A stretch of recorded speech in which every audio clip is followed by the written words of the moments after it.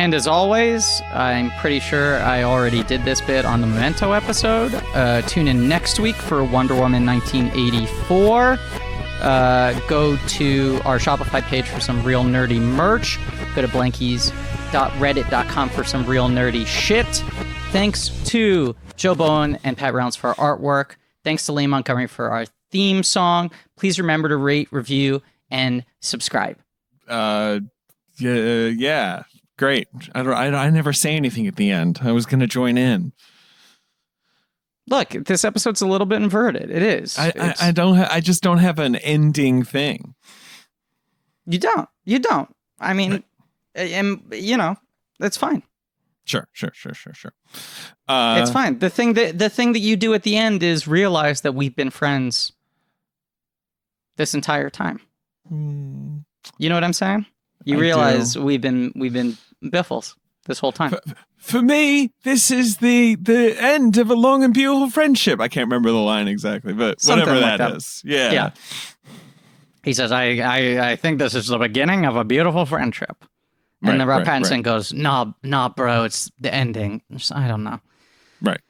Hello, everybody. We're talking teneT. teneT.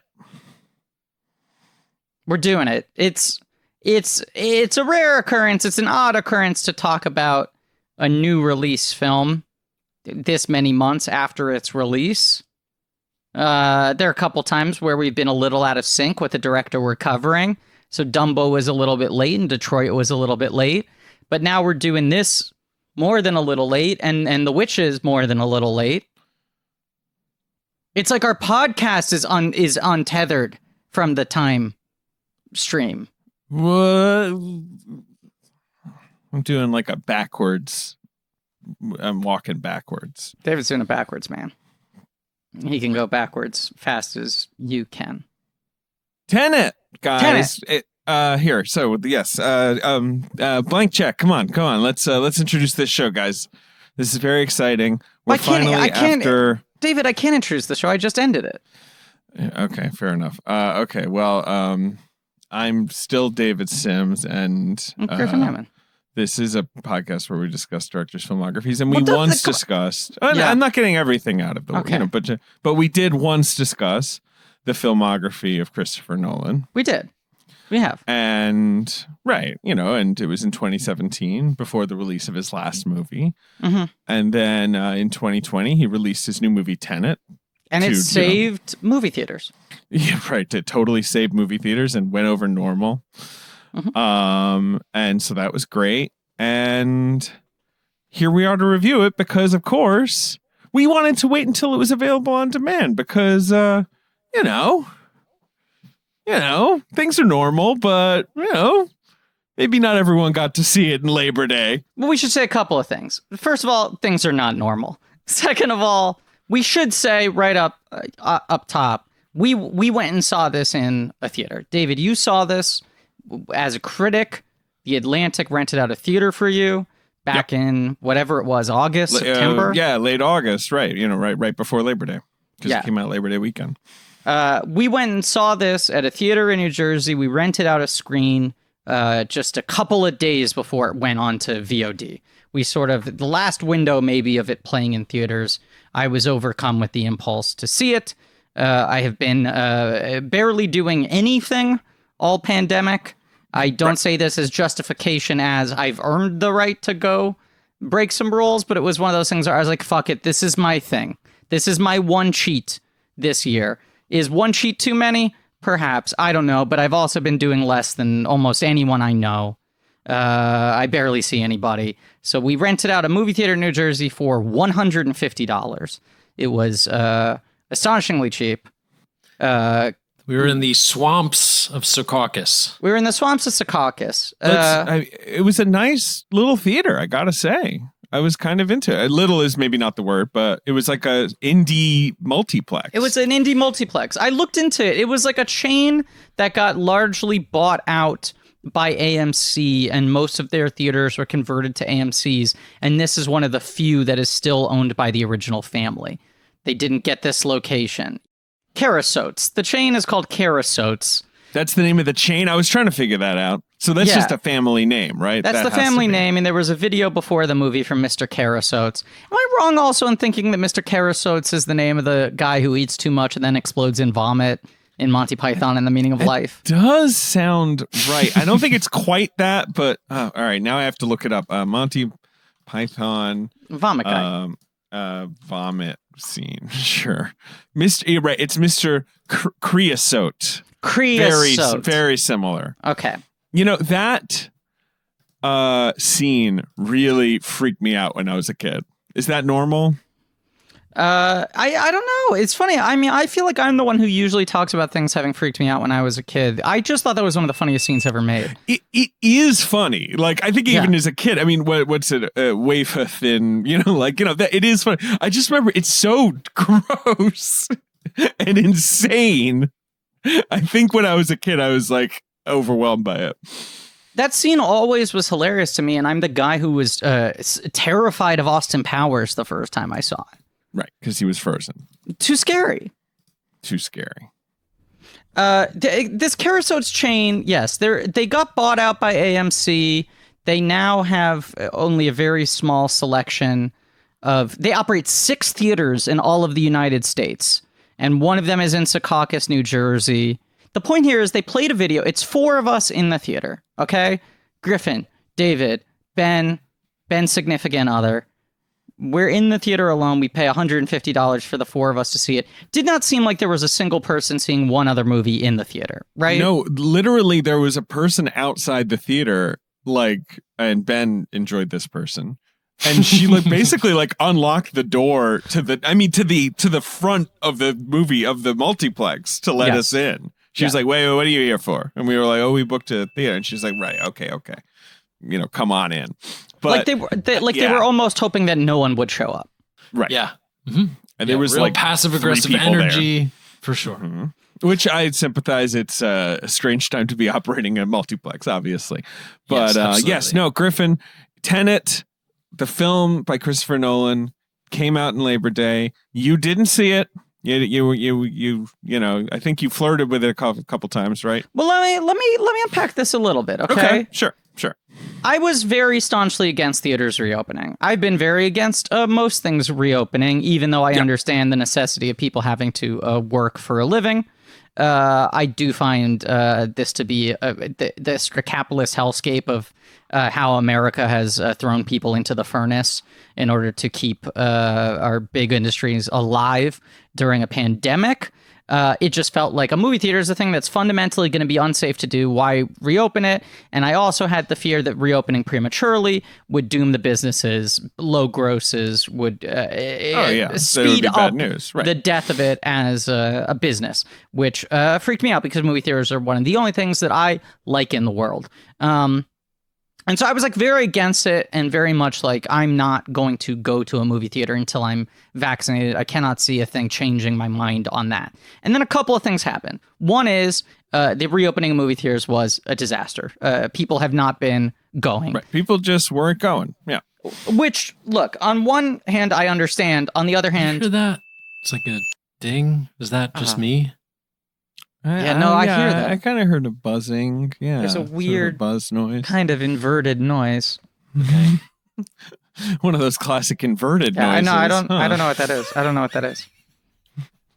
that is. I'm marginally confused by how movie theaters are the thing that people are really reticent to do, and so many other businesses seem to be immune. In terms of idiots throwing willful abandon towards having fun in the short term. Right, because in a movie theater, you ostensibly sit silently, which would seem to be less... But anyway, whatever. Which look, I guess I get the fear. It was the fear that drove me at the beginning, which was I don't want to go see a fucking Christopher Nolan movie opening weekend with a packed crowd with a bunch of people jammed in like sardines, and in the middle of the movie, the guy next to me takes off his fucking mask. We've all experienced bad behavior from moviegoers. But as the months wore on, and it became clear that people were not going to movie theaters, the idea of going to a movie theater to see teneT became more and more appealing to me because I was like, I weirdly feel right. There's less risk than going to a restaurant. Like I absolutely, I have really struggled to get my head around even outdoor dining, let alone indoor dining. When I walk by bars and restaurants that are open, people are just there with their masks off. It fucking breaks my brain. And I'm not someone who's been like hanging out with people indoors with masks off or anything. I've been so overly cautious, but it was just sort of like something about the wild failure of movie theaters reopening makes it now feel like movie theaters are one of the safer places to be. And we were also renting out a screen at a theater that's a little bit isolated off the beaten path. So it just felt like, oh, there's probably not going to be anyone there. My fear the entire time was some guy walks in after seeing a fucking 2:15 War with Grandpa and sneaks into the second half of teneT and sits right down next to me. Because it was four of us sitting at different ends of the theater with our mask on, right? Yeah, but there's no one around. I mean, it was the same thing that happened when I saw it the last time. There's no one around. No one's even thinking of going. It's just not a thing. I thought about it a number of times, and one time I even booked. You did? A screening, and then I took a nap, and then I woke up, and I was like, I'm not going to take a PATH train to go see teneT in New Jersey by myself. But I finally talked you guys into doing it.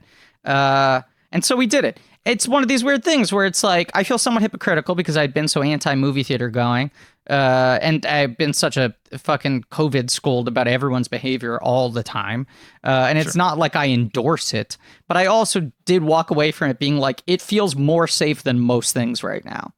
I mean, I try not to scold anything because for this exact reason, because it's everyone's different and whatever. I can't worry about it. I go crazy. That's my choice. My choice is that I go crazy. Your choice has been to go crazy, right? Yeah, correct. But I will say both times I did it, certainly, right. My anxiety was not particularly high. Ben, I don't know how you felt, but there's just no one around.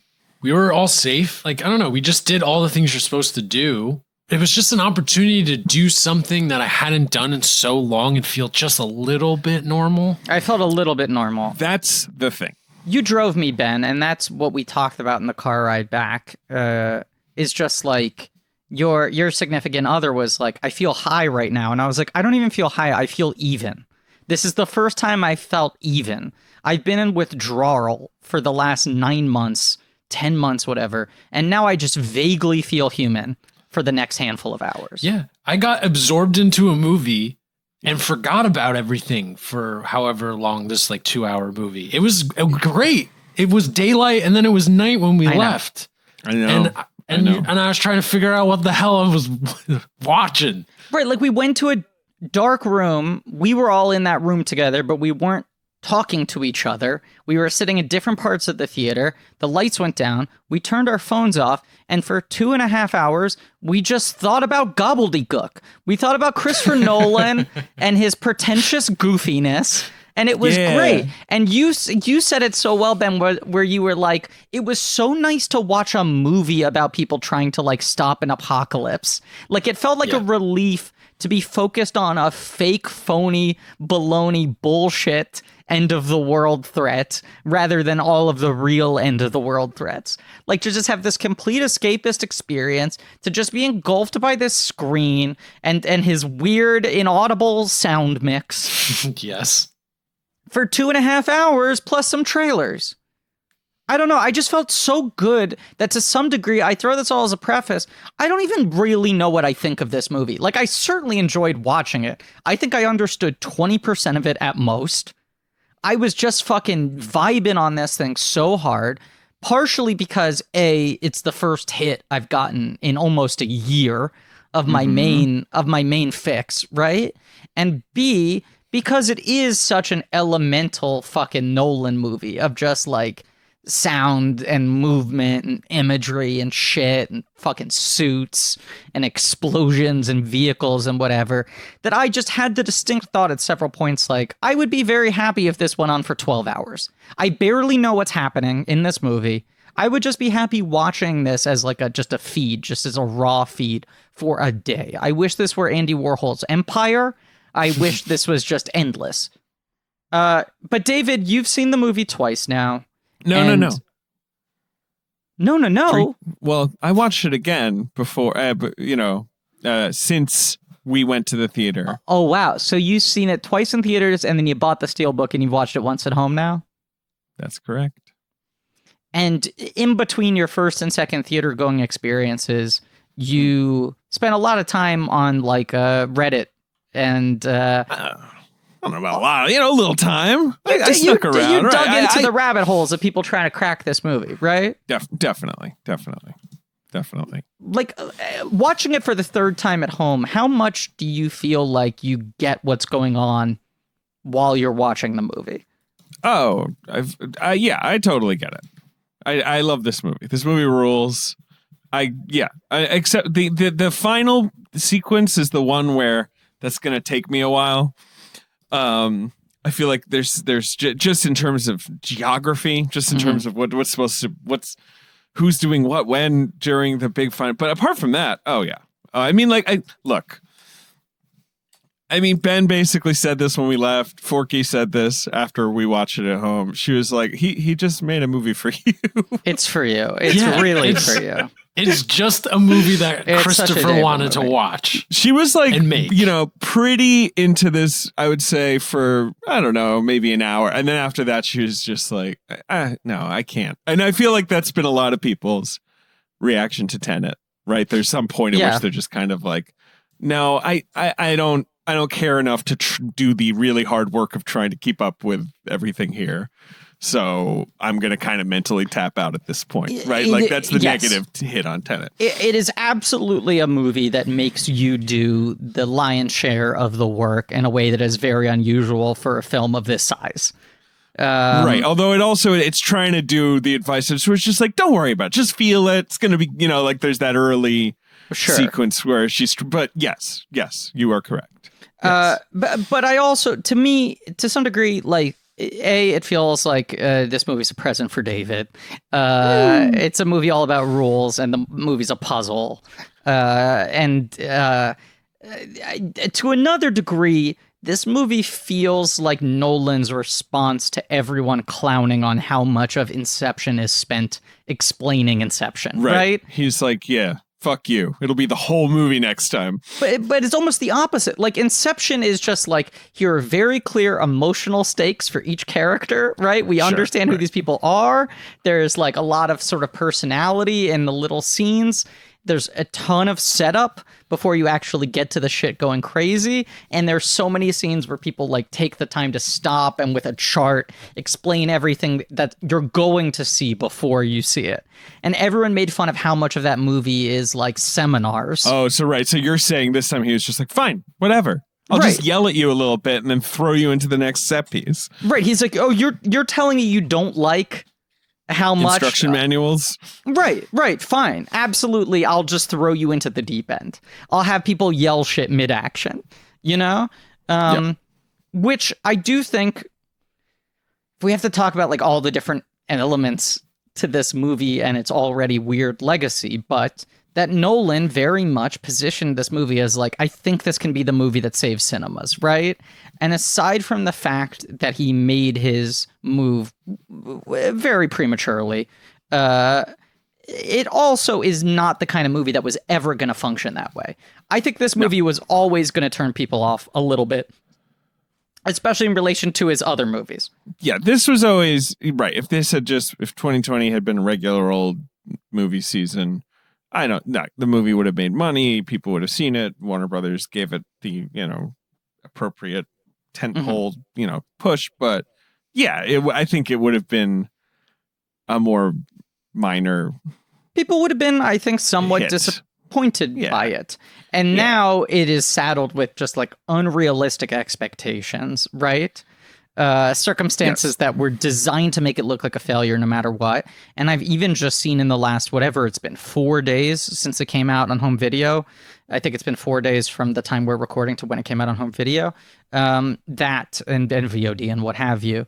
Correct. That there's already been the sort of like people being like, that's it. And the backlash to the backlash and all that shit. There was a tiny backlash on its theater release, but obviously but there was a little bit of that in September, and now there's more. Right. And I think that would have been the reaction. It would have been like, It's like Black Hat. It's like, hardcore fans would have are going fucking wild and hooting and hollering. But a lot of people would have been like, no, he's up his own ass. What? Like, that's the other thing. Right. That's the other thing is this movie feels the most Michael Mannish to me of all of Christopher Nolan's movies. And people talk about how inspired he is by Michael Mann. We certainly have talked about it, but I feel like Nolan does have that kind of populist streak in him where he wants to make movies that are accessible and enjoyable to the masses, right? And like, whereas Michael Mann has that, like, I don't give a fuck if you don't understand what these people are saying kind of thing to him.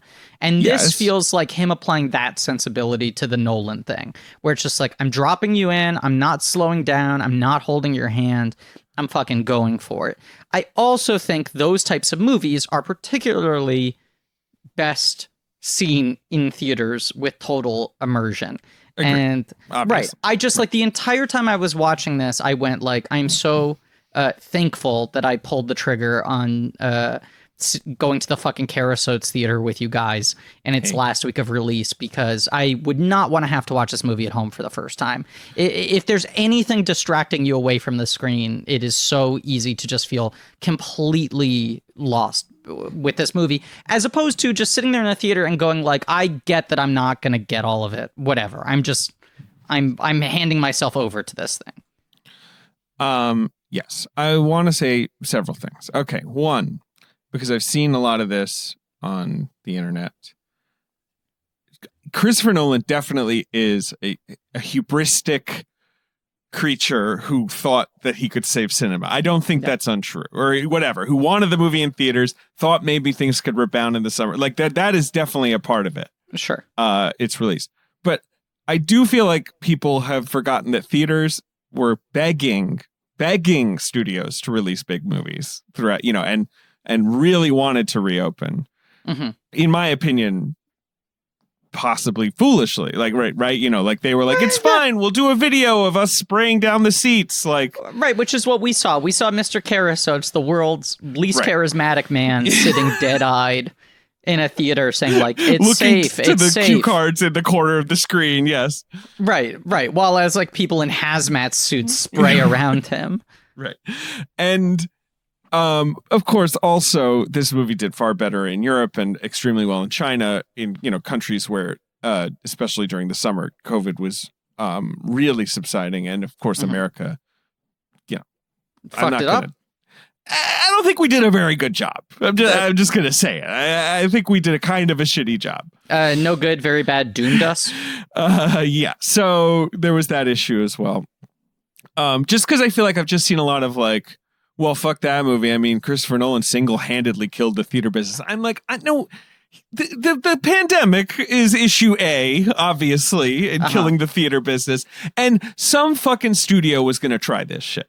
Like, yes, someone was going to throw a movie out there, most likely a movie like teneT that was planned for early, like for a summer release. Yeah. And they didn't want to delay it for a year, and of course Nolan was like, yes, of course, theaters.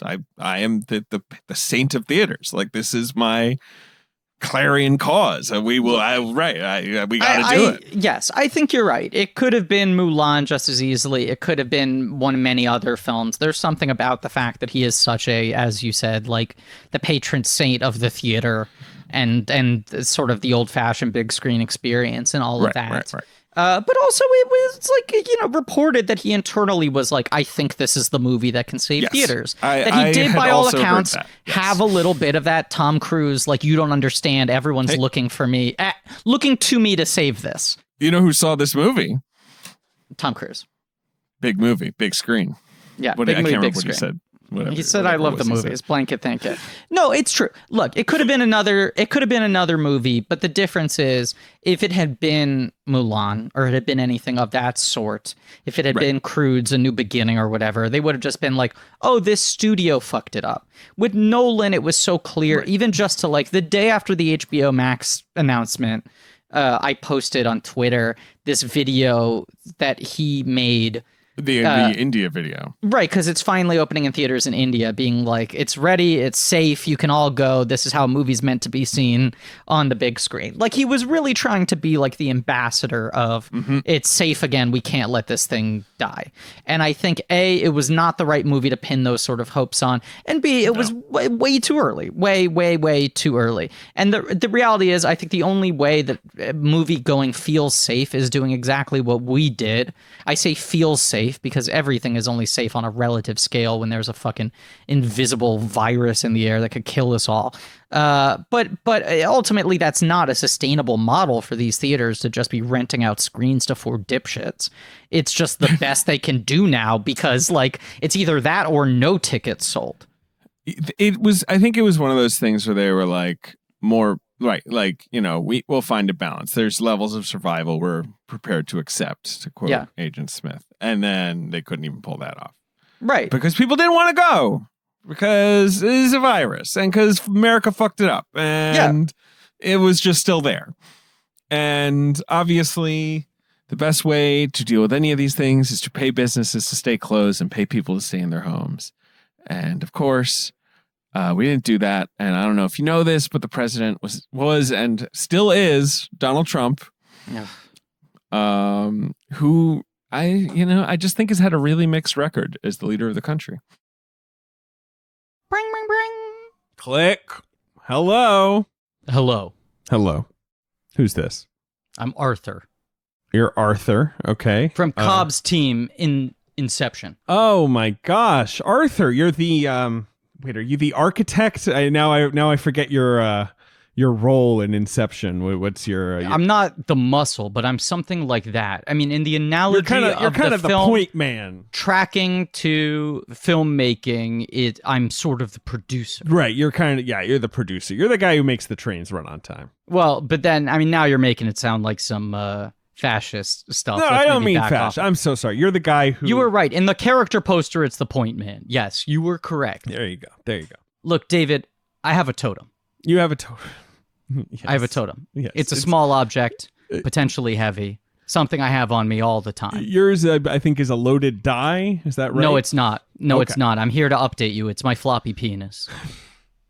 It's a small object. It's potentially heavy. I have it on me all the time. Don't be and hard I cannot on yourself. get it. I cannot get it to move. This is the problem. Okay. Okay. Because my loaded die, only I knew the exact weight and balance of this loaded die. But my penis, I cannot get it to operate properly, and so I don't know whether or not I am in a You're dream. dreaming. Right. Okay. So, option 1, of course, is you are dreaming, and, you're going to have to figure that out. But option 2 is that maybe you should get in touch with our friends at hymns.com who will help you if you're just struggling with erectile dysfunction, which is a very normal issue and doesn't have to be embarrassing for people. Like, I know it's tough to have an in-person conversation with a doctor. Terrible. I don't trust doctors. I trust engineers, architects, chemists, but not doctors. Of course. Well, Hims will connect you with a chemist in a way, and that they can get you prescription medication that treats ED. It's real science, real solutions to ED. They just connect you with a licensed medical professional online who can prescribe FDA-approved prescription medication to treat ED. And it's going to be the same active ingredient as that expensive little pill, but without the expensive price tag. It sounds like my penis will start flipping around like a hallway. That's right. I mean, look, it could cost you hundreds of bucks if you had to go through a doctor or pharmacy, but not so with Hims. Hims makes it very simple, very affordable, no embarrassing conversations in the hallway or anywhere else, no expensive appointment. Just answer a few questions online about your medical history, and a provider will confidentially review.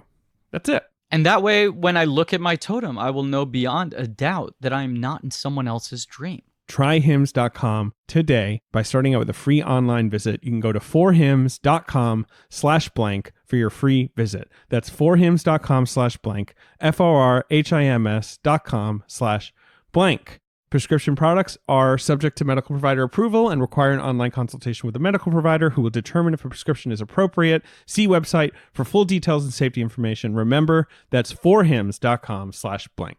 I only have one final question. Go ahead. Is Hims owned by Sato? He bought the company. It's cleaner. Okay, good. The release of teneT in and of itself, an absolutely insane thing that will be discussed and puzzled over for the rest of Nolan's life, right? Yes, absolutely. Yes. And also, I mean, you know, with the full ripple effects of like him calling HBO Max the worst streaming service on the planet. It's that like ruled. I had no problem with that.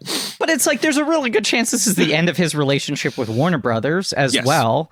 And that Warner Brothers was one of the more traditional movie studios still in existence. That seems to have gone by the wayside.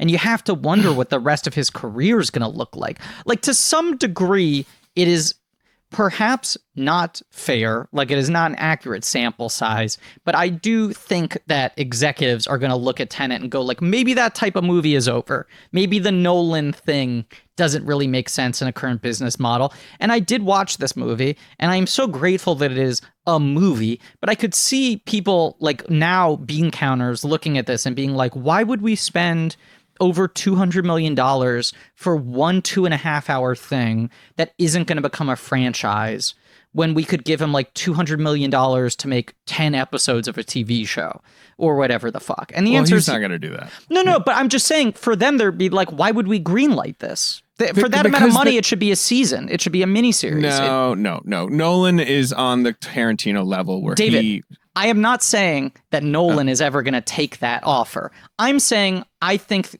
to a certain degree, executives are going to go, why would we ever make that? I think, no, I disagree with you. Like he is on the Tarantino level. Were he released from his Warner Brothers deal, which I don't know if he can be, and he was like open season, who wants me? They would fall over themselves to get him. Like it doesn't matter. Like, because this movie still made almost $400 million during a pandemic. Sure, like, but let's call out during a pandemic, and it wasn't even that like well liked. And people. I mean, Tarantino made The Hateful Eight, had worked with Harvey Weinstein for his entire career. Yes. And after that falls apart, he was like, who wants me? Here's how it's going to work. I get the rights. I get final cut. I get so much of the money. And my movie costs so much money. And like every studio bid on him. Every studio was like, very yes, aware. please. Very aware. And they are in many ways sort of like the last two. Yeah. Holdouts of an old model. Oh, right. Well, Cameron. Yeah, but I mean. And Spielberg. Right.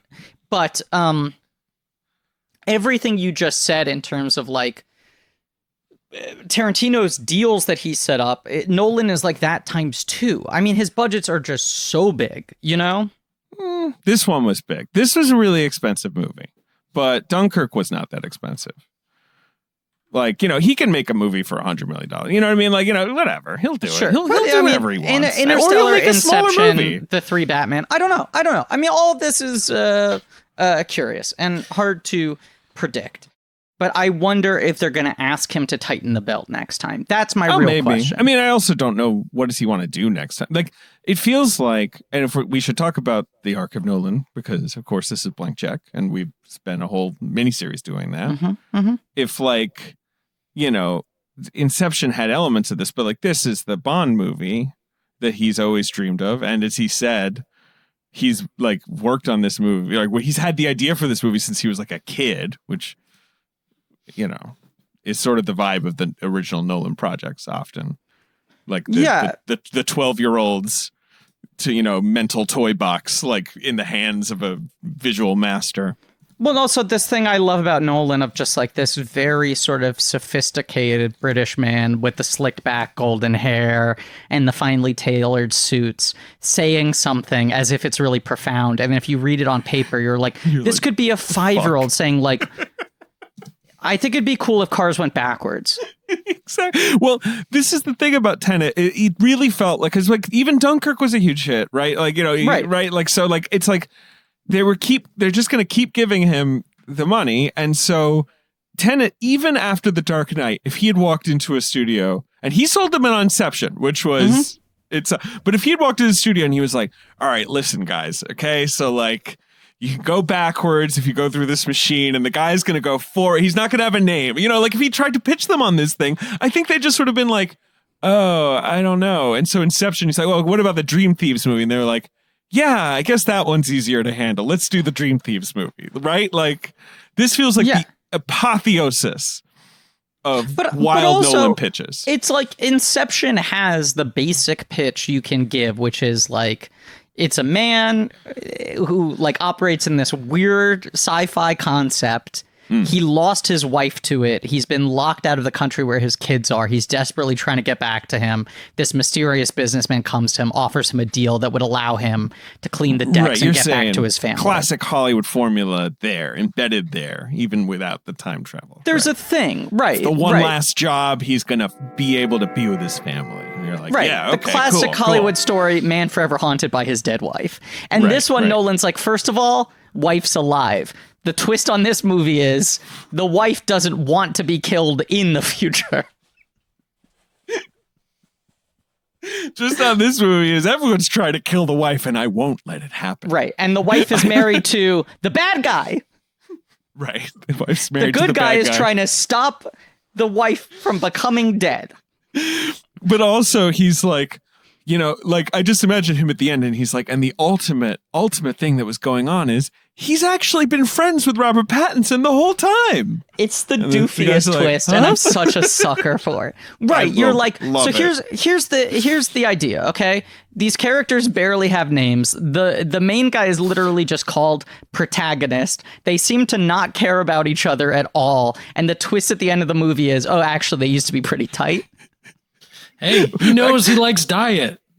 He knows he likes a Diet Coke. Yeah. That's some personal shit right there. That's some personal shit. This is what I'm... God, I love this movie. It's so good. Oh, God. When are people going to figure it out? I'm really into this movie, too. I saw someone on Reddit predicting that I was going to hate it because it doesn't have like characters and emotional arcs. I almost got in there and started yelling. I was just like, I think he likes it. But then I was like, I guess I should wait for the episode. Maybe Griffin does hate it.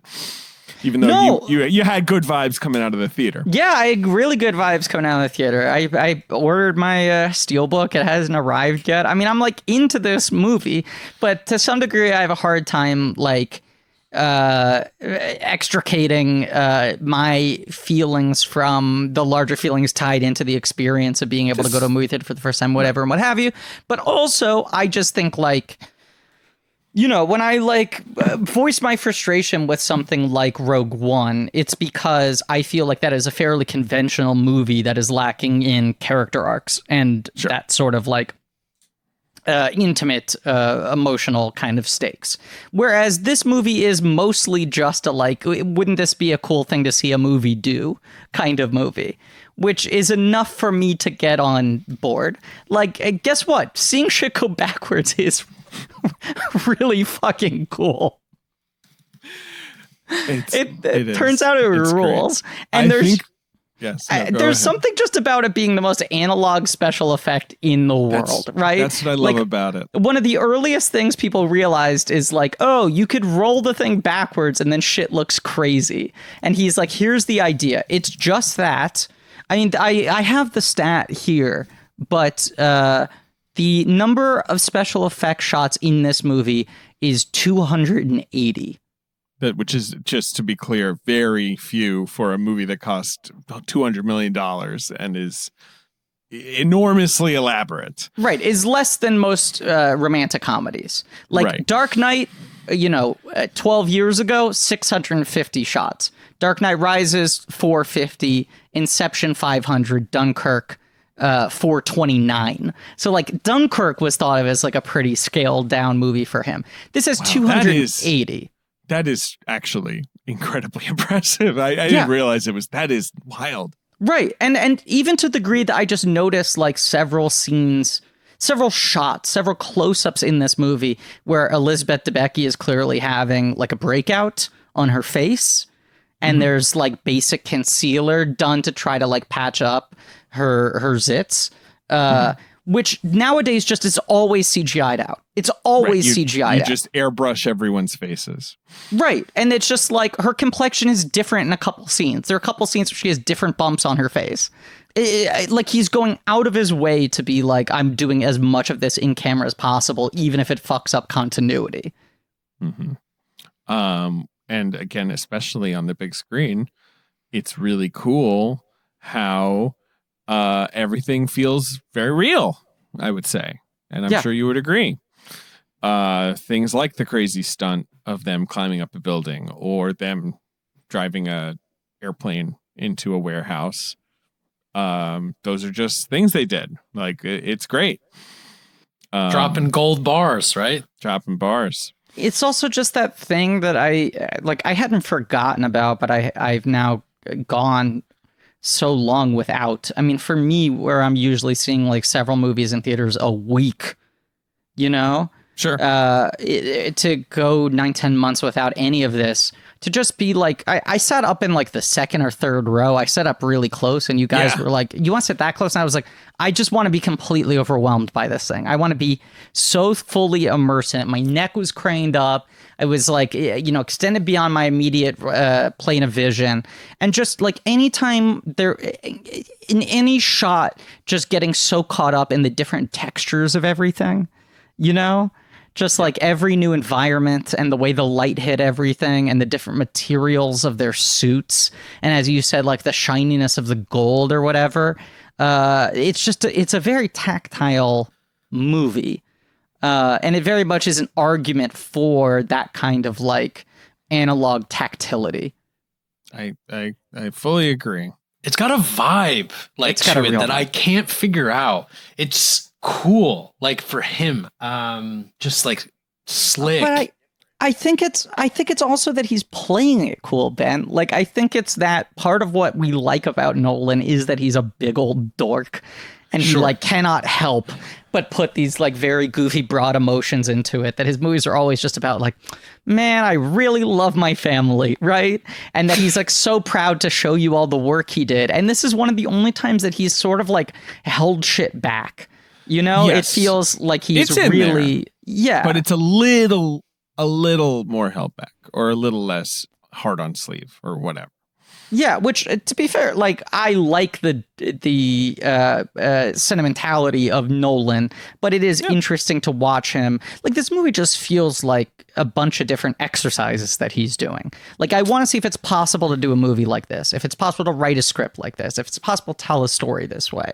Also, entertainment too, of course. But that almost feels secondary. Like, it almost feels like he's figured out how to make something that's entertaining to people, right? But then the eggheads come in and they note him to death. So he's just like, what if I put out of my mind that basic people-pleasing gene that I have, right? What if I put that on the bench for a little bit and just try to like almost construct this like an intellectual exercise? I think there's thematic stuff going on, but we'll talk about it. There's thematic stuff going on, but it's that's the thing. It's more very little of it is terrestrial. We're gonna. I mean, talk about teneT. This villain is the idea of him is crazy. Yeah. I've really been. That's something I've been caught up on, where I'm like, this guy is like, I'm taking everything with me. What a fucking nut. Yeah. And I believe it, man. I believe that shit could happen if you gave the wrong evil motherfucker the power.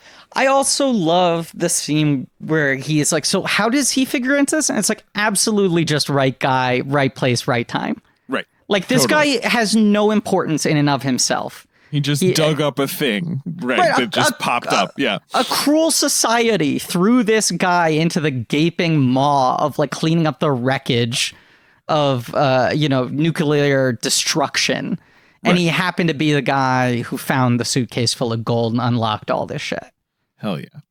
Hell yeah, he did. So teneT, Griffin. Mm-hmm.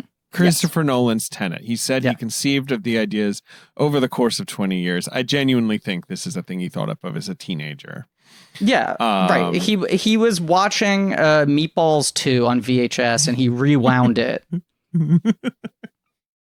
The title, of course, is inspired by the Sator Square, as are all the things in the movie. Do you guys know about this? No. Have you? Where's that? It's a famous...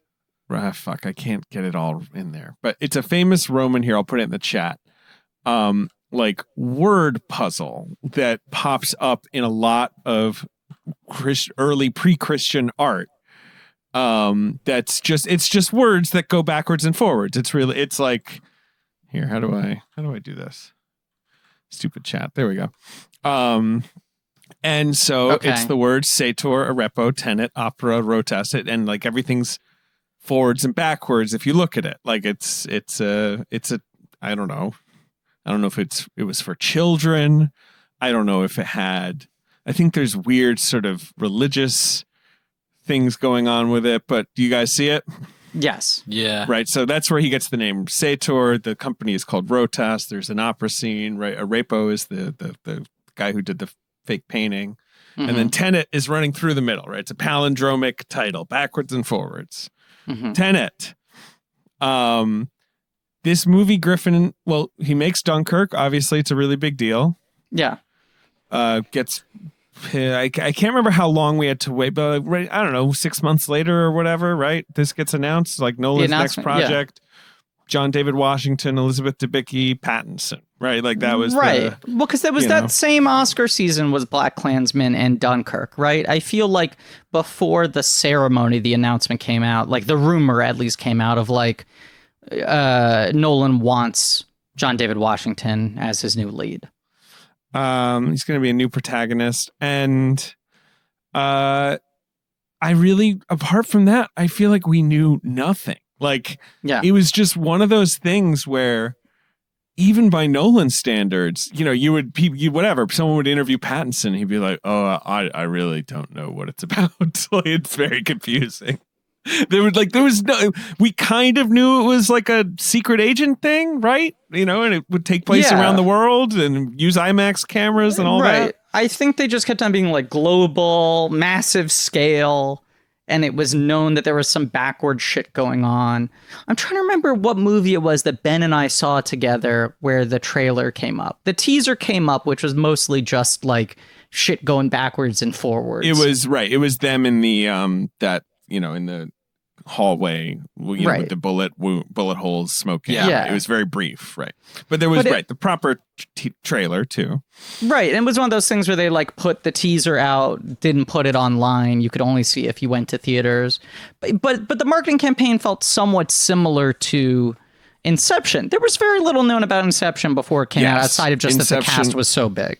Right. We just knew something about dreaming, something about your mind. Right. Yes. No, it's true. It's true. And just a wah. Like, that's pretty much what we knew. Yeah. A lot of wahs. Right. So, teneT. Yeah, and this is the other thing. It's like, unlike some of these blockbusters, they were in their marketing when everything got fucked up. Yeah. And so they were every postponement apparently cost them like $1 million just in marketing fees alone. Anyway.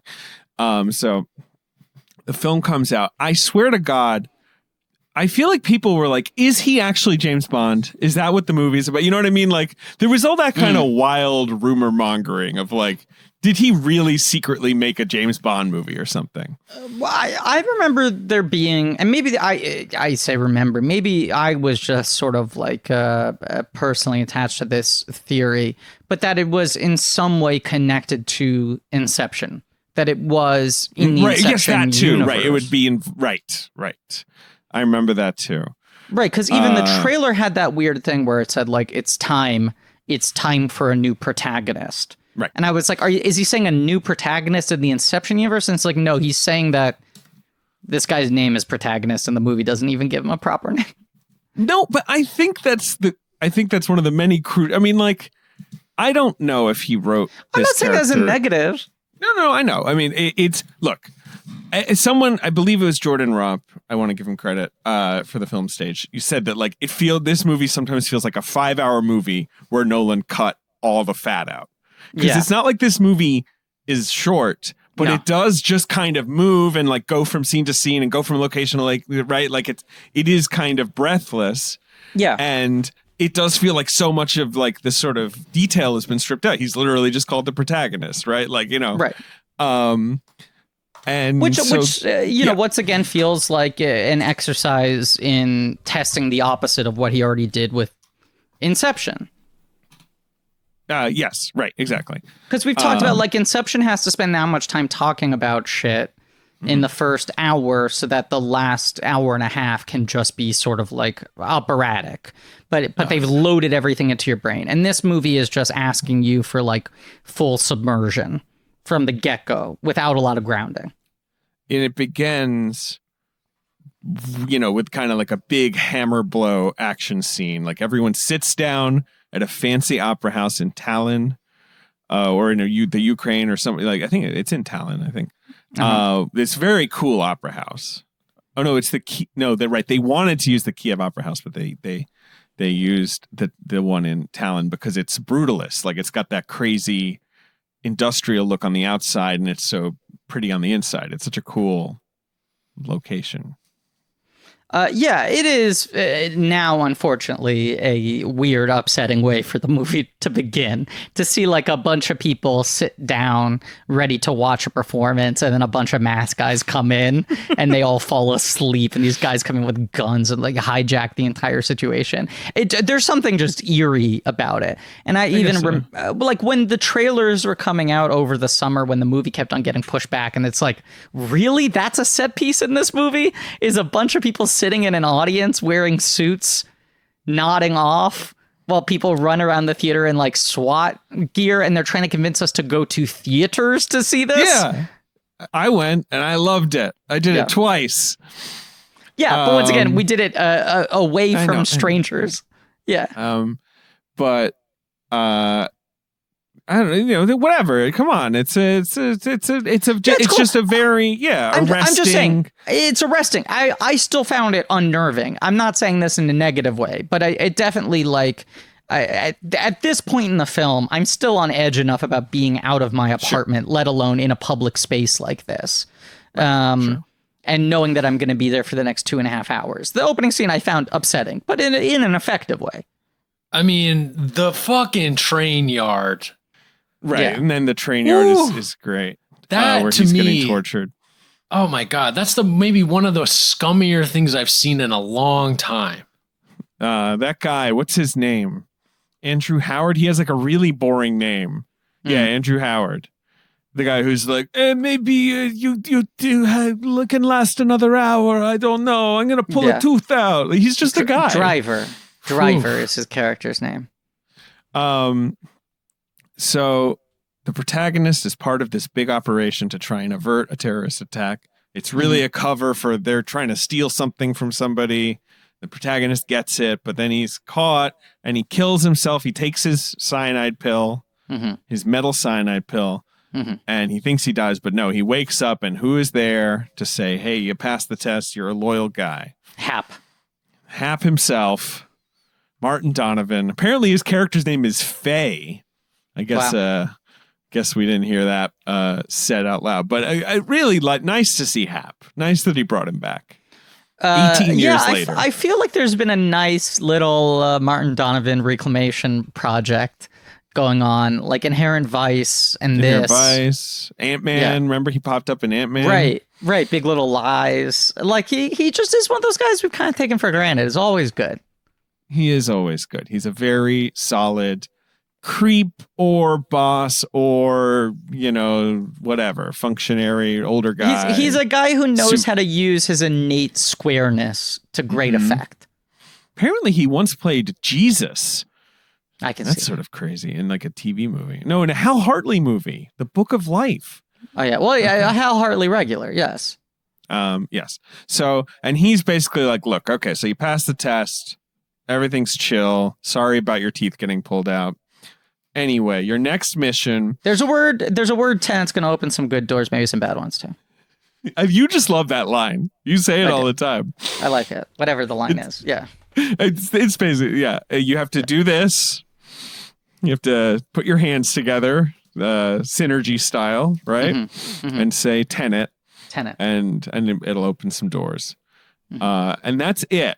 Right? That's all he tells him. Because the whole thing is like, everyone has like 1/15th of information for you. And you got to talk to everybody and put it all together. Much like the Doomsday Device. It's like, you got to just, and nobody knows everything. But if all together, it's crazy.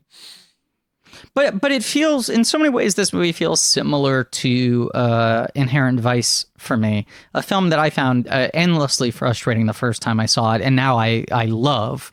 But yes, that movie similarly is sort of saying, like, just don't even get hung up on anything. Right. Like, just flow with this. Right. By the end of the movie, you'll understand what you were supposed to understand. But if you're getting too hung up on details in the moment, you're absolutely going to end up driving yourself mad. Right. That is the advice given by Clémence Poésy, Fleur Delacour herself. Let me say, Clémence Poésy in the Pasta Dinner Hall of Fame. I just want to say. Oh, you're a fan. I'm a fan. I like her too. I would gladly pick up the bill on a plate of rigatoni. Ben, are you hearing a noise? Yeah, it's super weird. I don't know what. Yeah, I don't know what that is. Another one where you're like, oh. Like, it's not like she's an actress. I know her, but hadn't thought about her in a while. I'm not sure. No, I think she's underused. Why these guys cross. Right. Well, and she's, yeah. She's frosty exposition lady. She's, this is a bullet. It's inverted. It goes backwards. She's here to explain basic in backwards things. But see, this is where I'll disagree with you a little bit. I don't even think she's mostly frosty. I think there's something very delicate and quiet about Clémence Poésy that goes against the types of performances you usually have serving this function in a movie. She seems, what's the word for it? Because she's like, her job, she's a scientist. She's examining this stuff, right? Like, she doesn't care about the larger implications. She knows there are doomsday implications. But there is this sort of mournful moment where, she's showing him how the bullets work and you're catching the bullet. Okay, that's cool. And then he's like, but who cares? Like, this doesn't seem disastrous.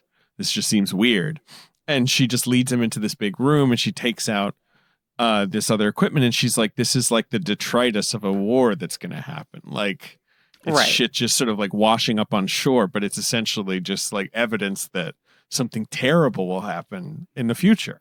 Right. There's something very rueful about her here. Right. Yeah. Rueful. Rueful.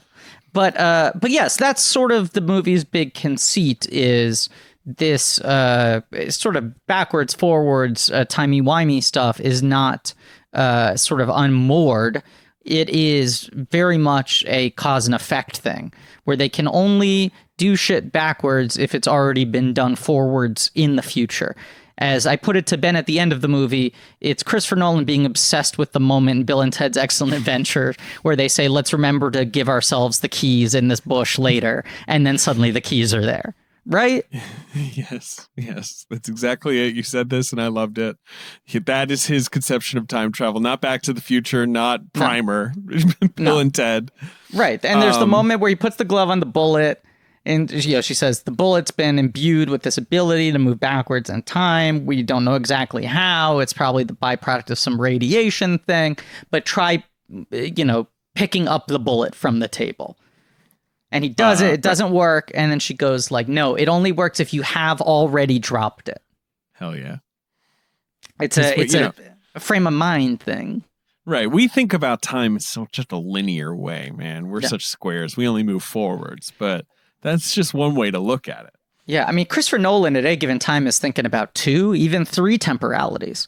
Oh my God. There's so many temporalities that we have. He's such a dork. I love what a fucking dork he is. I love it what a fucking dork he is that he gets all this money to make these very, crowd-focused action movies, but also he has to say, like, all right, Aaron Taylor Johnson, temporal pincer movement. Like, that's the line. Like, let's say it back to me. Yeah. So, yes, but no, I also just love, and this is one of the things thematically that I love about the movie, right, is that the villains are us. Much like in Interstellar, where the aliens are just us, right? Except in that they're good guys. They're us in a better world. But in teneT, it's us and it's just, hey, all this is just going to get worse and worse and worse. Yeah. And it's going to get so bad, even though we get more advanced and we fucking discover how to go backwards, it's going to get so bad that at the end, as things are really getting bad, we're going to be like, well, what if we just blew up the past? Like, is that the only way out of this now? There's no way in the future. Yeah. Like, what if we just go backwards? And I'm just thinking about, the more I think about it, the more I watch this movie. I'm like, that is a very distressing and pessimistic, but also like kind of cold-eyed and clever way of thinking about our place in the world. And it's a very Griffin Newman worldview when you and I talk about things off microphone. It sure is. That's true. I'm not calling myself a satyr. I'm maybe more of a Clemence Posey. Okay. But here's the things I've been thinking about with this. Yeah. Okay. So do you eat backwards? Do you watch movies backwards? Do you know what I'm saying? You have to does the poop movies. go into your butt? These are the questions I have, because I understand the advantage of like using the information you can get in the backwards world and then use that in the forwards world. But there's stuff like that, experiential stuff where I'm like, well, that's not enhanced or better this way. It's worse. I can't believe I'm only now making this connection, but there is, of course, the famous backwards episode of Red Dwarf, which, David, I don't know if you know this, but Red Dwarf is a comedy show from the United Kingdom. It's like a sci-fi comedy show that aired on TV in the UK. Sure, I've heard of it. Yeah. What did you? What, so you watch it on like BBC America or like the BritBox streaming service or something? I have subscribed to BritBox in the past. I can't remember why. Oh, I remember why. I wanted to watch Our Friends in the North. Have you ever heard of that one, Griffin? No. You might like it. Christopher Eccleston, Daniel Craig, Mark Strong, Gina McKee, 90s melodrama. I was going to say, the Red Dwarf episode, which maybe was a big influence on Nolan for this movie, they land on a planet where everything is backwards, and most of the episode happens backwards, and two of the characters start a comedy vaudeville routine as the Amazing Forwards Brothers. Right. And their whole gimmick is that they just do stuff forwards. But the great final bit of the episode is that Cat goes out to a field to go to the bathroom, and then he makes this really shocked face, and you realize it's because the poop went right back up his butt.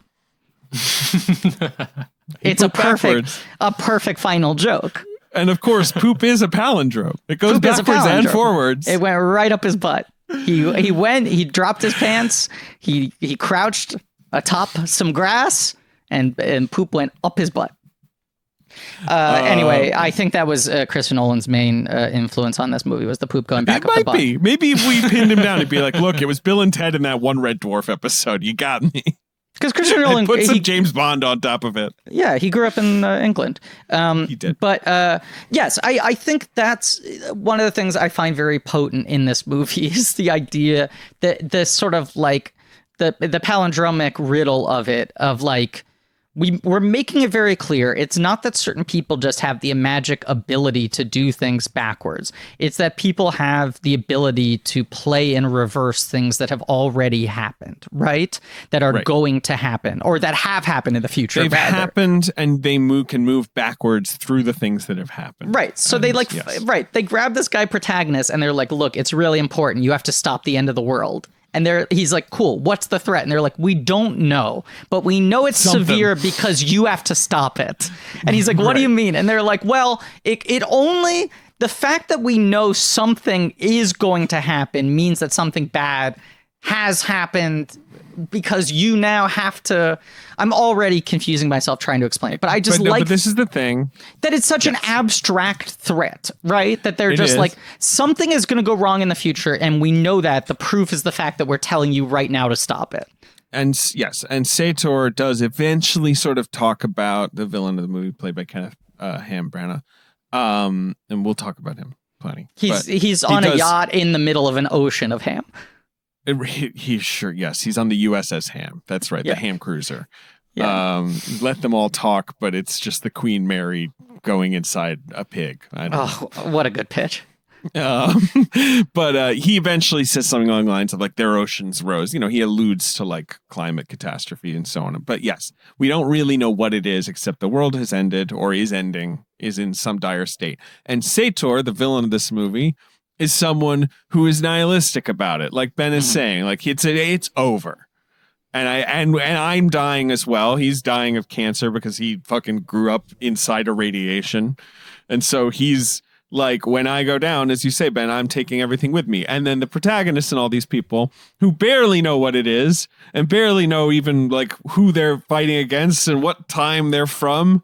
But they are like, well, doing something is better than giving up. So, you know, it is that very basic hero thing of like, they won't be nihilistic about it. Like, just because it happened doesn't mean it has to happen. Well, and their question is like, are we trying to stop something that's about to happen, or is it something that has happened and we're fucked? Let's hope that it's something that hasn't quite happened yet on the time strain, and we can stop it right before it's going to happen. And the hope is better than the giving up, even whether or not the hope is well founded, right? Like that's just the Sims approach, the moral. Sure. Yes, sure. So he gets recruited to teneT. He goes to he sees these bullets from Clemence Posey. He goes to India, and where he meets Neil, played by Robert Pattinson, in just dreamboat mode. I mean, come on, just outrageous charm. He has just become such an incredibly compelling screen presence, and I really don't think he always was. It's not like he was a disaster, like, you know, back in the day, but I really think he has grown just in terms of his natural on-screen talent. Yes. I have always been a big defender of his performance in the first Twilight movie, which I think is really good. And then I think in the following Twilight films, he is completely overwhelmed by the weight of what the whole thing has come to represent and the sort of fandom of his character. And I think a lot of the rough edges get sanded off. The weird thing he was trying to do in the first movie, which is really look at like, on paper, this guy is fucking bizarre. Right. He's more, it's a good point. He's more into the creepiness in the first movie. Because it is weird. He's like, you smell so insane to me. You know, like it's such a weird fucking and this guy's like 180 years old and he's still in high school. Like, I think he's... Right. I think he's sort of doing like a Peggy Sue Got Married, Nick Cage performance in the first one. And then in the sequels, they're like, you have to be hot. Yes. And also the sequels, it's just they ladle in more and more stuff. There's more and more characters. There's all this, you know, vampire, werewolf shit. But certainly that run of movies running kind of concurrent with Twilight, like Water for Elephants and Remember Me, he is not that innately engaging. I mean, it's really like around the time of like The Rover and you know what? Yeah, let's talk Pattinson. I guess, is this the first Pattinson we've discussed? I think it has to be, right? Right? Yeah, no, it is. And yes, this is the thing. And I will say, I also should shout out, he is actually really, really good in the Harry Potter movie, in the Goblet of Fire, even though that's not a movie I like at all, but I do remember him, you know, just whatever. It was like, oh, this is a charming guy. But there's an argument you can make that he was like a good character actor, right? Who then got saddled with this, like, you're a movie star, you're a leading man, you're a dreamboat. Very handsome. Right. And then I think he got overwhelmed by all of that. And then it's obviously like Cronenberg starts to pull him. That was what I was going to say. Right. That's the fulcrum. But now, and I will admit, I'm going to admit this. I'm ashamed to admit it. I've actually never seen Water for Elephants. I'm sorry to say it. So I can't actually say that he's bland in that movie. I just feel like that was you never drank the water. No, it was for the elephants, Griffin. No, that's fair. It's fair. And in that case, you know, I guess I'm happy they were marked correctly. You know, but he's in that movie Little Ashes where he plays Dolly. He's in Remember Me, which I have seen, and I remember him being pretty kind of, you know, whatever, one note grumpy kid and teen, but it just has that insane twist. Right. So you're just like, holy shit. Bellamy. Yeah, I never saw Bellamy. I feel like Bellamy was like a screenplay that had been, you know, on the Great Unmade list for a really long time. Little Ashes had been on a shelf for a little while. Right. But then it's like Cosmopolis, The Rover, Maps to the Stars, people are like, huh, he's like pretty engaging in these. Then there are a couple that don't connect in a row, right? There's like Queen of the Desert, the weird he plays Lawrence of Arabia, Herzog movie that doesn't exist. Yes, does not exist. I've never seen. It was expensive too, and unseen. Right. There's Life, the Anton Corbijn movie. Right. With Dane DeHaan as James Dean, right? Yeah, that and the thing, right? In that whole period, it was kind of like, oh, Pattinson's trying, but like this isn't going to work. He's just going for weird, right? And he doesn't have it. And then the Cronenberg stuff feels like outliers. Maybe this is the one filmmaker who kind of knows how to work with him. And then he just starts scoring, right? Like Lost City of Z. Right, you're just like, wait, can this guy just do anything on screen now? Like here he's got the less showy part, he's sort of doing support, he's pretty silent, he doesn't have any tics, right? He has a big beard. He has no beard, but it's like the guy is just so innately watchable that my biggest complaint with that movie has always been I resent that movie not having Pattinson in the lead role. Weird to complain about that movie. I'm seeing here that's against bylaws. I just don't like Charlie Hunnam. I had never liked him, and then I saw Lost City of Z, and now I love Charlie Hunnam forever, and he's my baby boy. I don't like Charlie Hunnam, and I think Pattinson just smokes him in that movie. But I mean, but Pattinson also has in that movie the advantage of being the second lead, so he gets to be quiet. He gets to be. I mean, he is wonderful in that movie. I had not seen Cosmopolis since it came out. When I saw it, I thought it was pretty good, had stuff going on for it. Cronenberg, DeLillo, I thought it was not my favorite Cronenberg at all.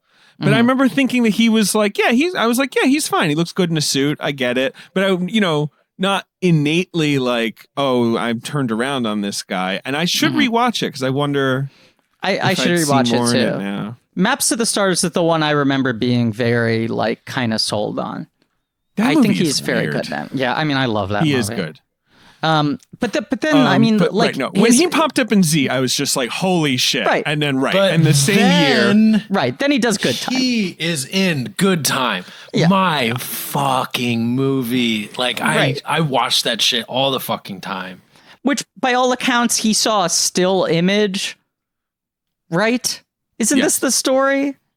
That he saw a still image from Only God Forgives and was like, who are these guys? I'll do any movie they want to do. And like reached out to them and was like, heaven knows what. But yes, heaven knows what. I'm sorry. Why did I say Only God Forgives? But he reached out to them, right? And was like, I like the look of your movie that I haven't watched yet. Write anything for me and I'll be the lead. And that movie is just an experiment on like, to some degree, just twisting his screen persona as far as they can. His innate watchability. That's the thing. I mean, and like, so I'd seen him in Lost City of Z that year, and he has a big beard and glasses, and I was like, okay, I get that he wants to, he doesn't want to look like a marquee idol. He's, and that's classic. I was once a marquee idol behavior. He, I'm trying to hide. Yeah. Good Time, which had been at Cannes and where I hadn't seen it, but whatever. I'm seeing it at a press screening. I'm almost going in annoyed at the sort of like, okay, Robert, you're making your grimy movie. Your he's getting dirty. Like, come on, show me what you got. And then I just walked out. I was like, oh, this fucking rules. That guy's incredible. Yeah. And then, after that, like the year after, he had Damsel, which have you seen that movie? Yeah, I like Damsel a lot. I'm a big Zellner Damsel's fan. Not bad. I like their other movie better. I mean, but like the sort of joke of Damsel is kind of what he's doing. Yes. Which I love. I don't want to give away the twist of Damsel. High Life, he's fantastic. And it just became this thing where suddenly he's working with proper A-list art directors, Claire Denis. Lighthouse. Robert Eggers. Yeah. Another one of my favorite movies, which is The Lighthouse. I'm a Pattinson guy, man. He's so fucking funny in that movie. That is such a weird ass comedy. You guys were the ones who were like, Ben, you need to see this. And I was just like floored the whole time. That's the other thing. He's become so funny now. And even just like, I feel like people started looking back at all the interviews he did from Peak Twilight. And they're like, oh, he just like makes up shit in every interview. Yes, he would actually make up whole anecdotes, right? Like it seemed like he was just like bored. He was so uncomfortable being under the spotlight that he would just make up bizarre anecdotes and repeat them until people copied them as fact. You know, I interviewed him for High Life. You know this, right? And I interviewed him with Claire Denis, who is a filmmaker who matters to me a lot and I love, but is also a terrifying, intelligent French woman who I did not want to be in the same room with because I just assumed she would look at me and I'd fucking turn to stone. Which is pretty much what happened. Well, exactly. And like literally I've heard folded you like stories. Laundry. She look, she's like 80 pounds. She's 75 years old and she she could just reduce me to rubble. But yeah, so but A24 was like, well, what if you talk to her and Pattinson together? Like that'd be fun. They were kind of like, what if Pattinson interviews her? And I'm like, okay. And like we walk in there and Pattinson's and like, so what's going on? Right? Yeah. I very much, you know, whatever. Pattinson was, but he was such, because she was so scary. He was such a dream because he's just pulling on his vape, Ben, which that's, you know, he's just pulling, you know, brushing the hair out of his head. And he's just like a kind of like chiller, you know, he just has this vibe of like, whoa, yeah, or whatever. And just wants to tell me about logging on to his Bulbasaur account and flipping off some hot film takes. He just winks at me and says, I'm Bront. My favorite joke. Yeah, no, exactly. Like, and like telling me like about how weird the lighthouse is going to be. And have I said it on right? Claire Denis, I'm eating a sweet green. No. Yeah, right. I was hoping you were going to tell this story. Right. It's a funny story. Right. I don't think you've told this on mic. Maybe I'm wrong. I don't think I've told it on mic. I come into A24. She is sitting there and she's doing interviews all day, obviously. And they bring her a salad from Sweet Green, the chain salad restaurant. And, you know, they're like, here you go. You know, and she starts eating it and she's like, I'm sorry, I have to eat. Like, you know, I have to eat lunch. And I go like, oh, no, that's all right. Like, I love Sweet Green. I always get Sweet Green. And she just looks at me like I'm a fucking slug. Like, just like looks at me like, why would I care that you like this boring ass salad chain that I am merely eating to sustain myself? I feel like the way you told to me the first time was that she looked at you with like resentment that she now had that information in her head. Like, why would I ever need to know what fucking salad you eat, you piece of As dirt? I was saying it, I was just like, why would she... Oh, like, why am I trying to form a personal connection with legendary French director Claire Denis over salad? Like, this is not going to work. She's not going to be like, leather jacket over striped shirt. Sweet Green. Right? Yeah. Don't you just love the Harvest Bowl? Like, that's not going to be the next thing out of her mouth. The next line out of her mouth was, aren't you supposed to ask me questions? Which is a great withering thing to say. Yes. And I, like, you know, fell over and farted or whatever I did. I was like, ah! But it gets to the interesting patent thing of just like, for a guy to become this much of sort of like an indie sort of dreamboat, right? Yes. I feel like he does not traffic in like pretension. Like, he's got a little bit of that Nick Cage thing where it's like, I'm working with auteurs, but it all feels kind of like play, you know, like I'm trying to have fun. I'm trying to see what I can do here. But that's why it is interesting that this year he was in teneT, or last year now, from when this was. And then, of course, he's got the Batman. It does feel like he's finally like, all right, I'm now big enough that I can work, you know, in a blockbuster, be weird if I want to be, like, you know, do my thing. And have some creative input, probably. I was going to say, like, I think it's that he just feels like he has the sea legs now. He knows how to hold his own against the machinery of these things, you know? So it's like, A, he's proven that weirdo Pattinson can hit. He knows that if someone's hiring him, they know what they're signing up for. And B, I think he knows how to, like, work within the larger system now, you know, which before maybe was threatening to swallow him alive. It also, I mean, he said in interviews, like, Batman's the only one of these types of roles I've ever wanted to play. It makes sense, you know, sort of aligned with like Michael Keaton working well in Batman, that the psychology of that character is kind of interesting to him. I think that movie looks cool. I like that he's Batman. I hope that Batman means that he will get to do both. You know, it doesn't feel like it was just like, well, great, I did my handful of A24 movies. Now I have my big franchise and I don't have to do that shit ever again. The hope is that he'll jump back and forth between the two, and that, he'll be able to help actually get things made, which he has for the last 5 years or so. He's been able to help a lot of really good, challenging filmmakers get their movies made because Twilight gave him so much box office juice overseas. And now Batman's just going to re-up that shit. I mean, people talked about, like, for how much fucking Twilight was clowned on, Kristen Stewart and Robert Pattinson have kind of kept the art house cinema alive. This is the thing, and we have to stand like it truly. Like, I mean, and that's what I think he's doing. I agree with you. I think it's more that he's putting some money in the bank that he can then withdraw again. It's like, right, okay, has Twilight finally kind of run out? Like, okay, you're not going to just give anyone any. Okay, then I'll go be Batman, and I'm sure he wants to do it. And I'm sure it's interesting and exciting. But like, it's the one he can do well. Like, it's like he's not doing anything. He wouldn't have played Hawkman. But it's like, well, actually, good Hawkman. David.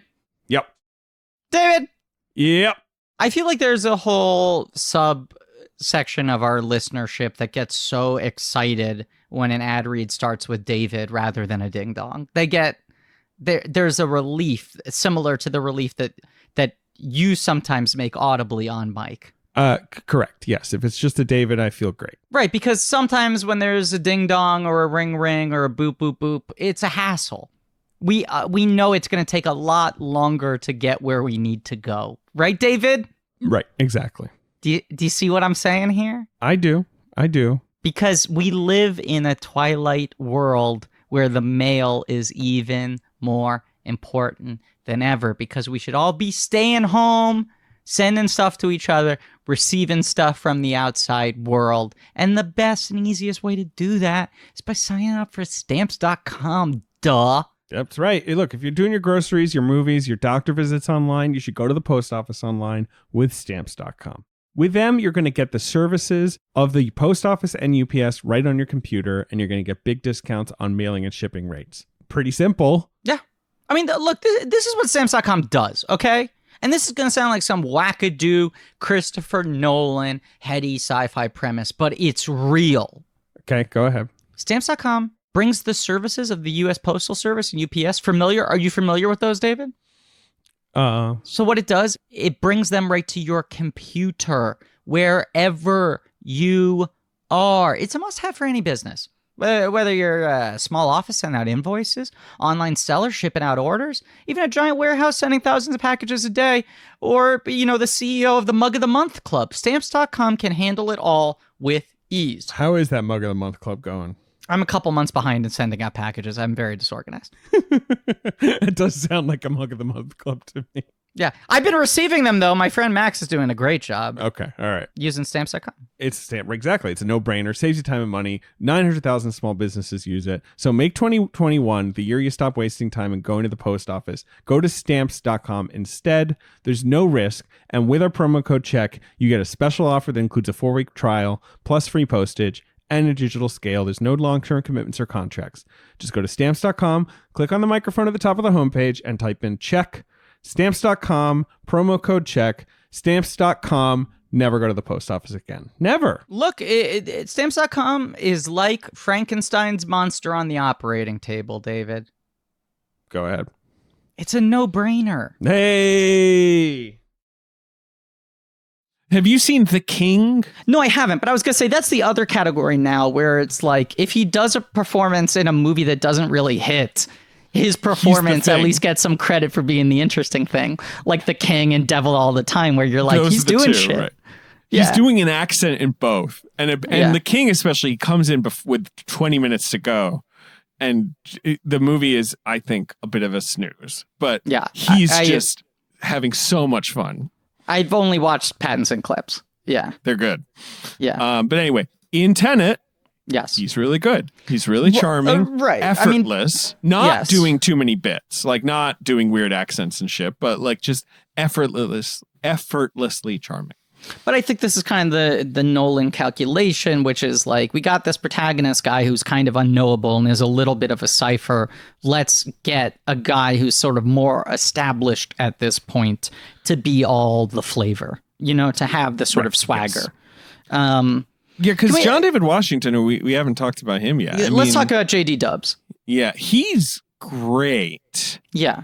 But he is, he's fascinatingly like closed off. Like, it's very interesting because you can't talk about him without talking about Denzel. And because, Denzel, like his whole thing is like, he'll be in any movie and it'll just be some basic ass dialogue scene where they're like, so here's where the body was. And he's like, ha! Oh! And you're like, what's that choice? Right. It's the best. I love it. But like John David Washington, so buttoned down. Yeah. Oh, yeah. There's something very sensitive about him. He's Sensei boy Denzel. He's also, there's something to like, I mean, just sitting there on a big screen watching this guy for 2.5 hours, I was really trying to crack into like what his innate movie star persona is. He's such a good listener, and he also has those like very kind of striking sleepy eyes, right? Like his eyes always seem kind of half closed. Yes. There's something about him that seems weirdly chill with whatever's going on in the movie around him, even if the circumstances are wild, without him seeming blasé or above it all. Yes. Like there's something kind of vulnerable about him and kind of modern about him. And he doesn't really have the sort of machismo that Denzel is usually trafficking in one way or another. Yes. I do think like I want to say I want to be very careful with how I say this. He gives a better performance in this than I will ever give in my entire life, right? I do not want to make it sound like I'm criticizing him. You can criticize Jesus. You're allowed to criticize him. I think he rules in this movie. But I think he's good in this movie. I do get the sense that he might just be like half a step too green to fully pull off what the movie is asking of him. But I also think to some degree the movie is distributing a lot of that weight to people like Pattinson and Branagh, even DeBecke to a certain degree.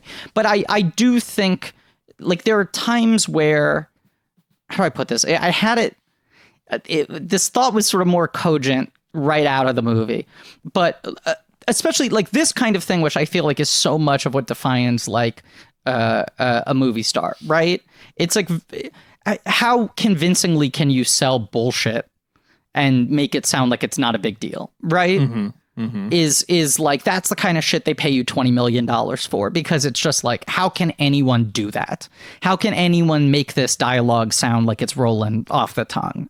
And there are moments in this where I feel like the dialogue a little bit has the better of him, where he just like he isn't totally in command of the star that he is clearly very inevitably and imminently going to be. There are moments where I feel him wrestling with it a little bit to try to make it seem natural. And there are moments where I think he makes it seem natural.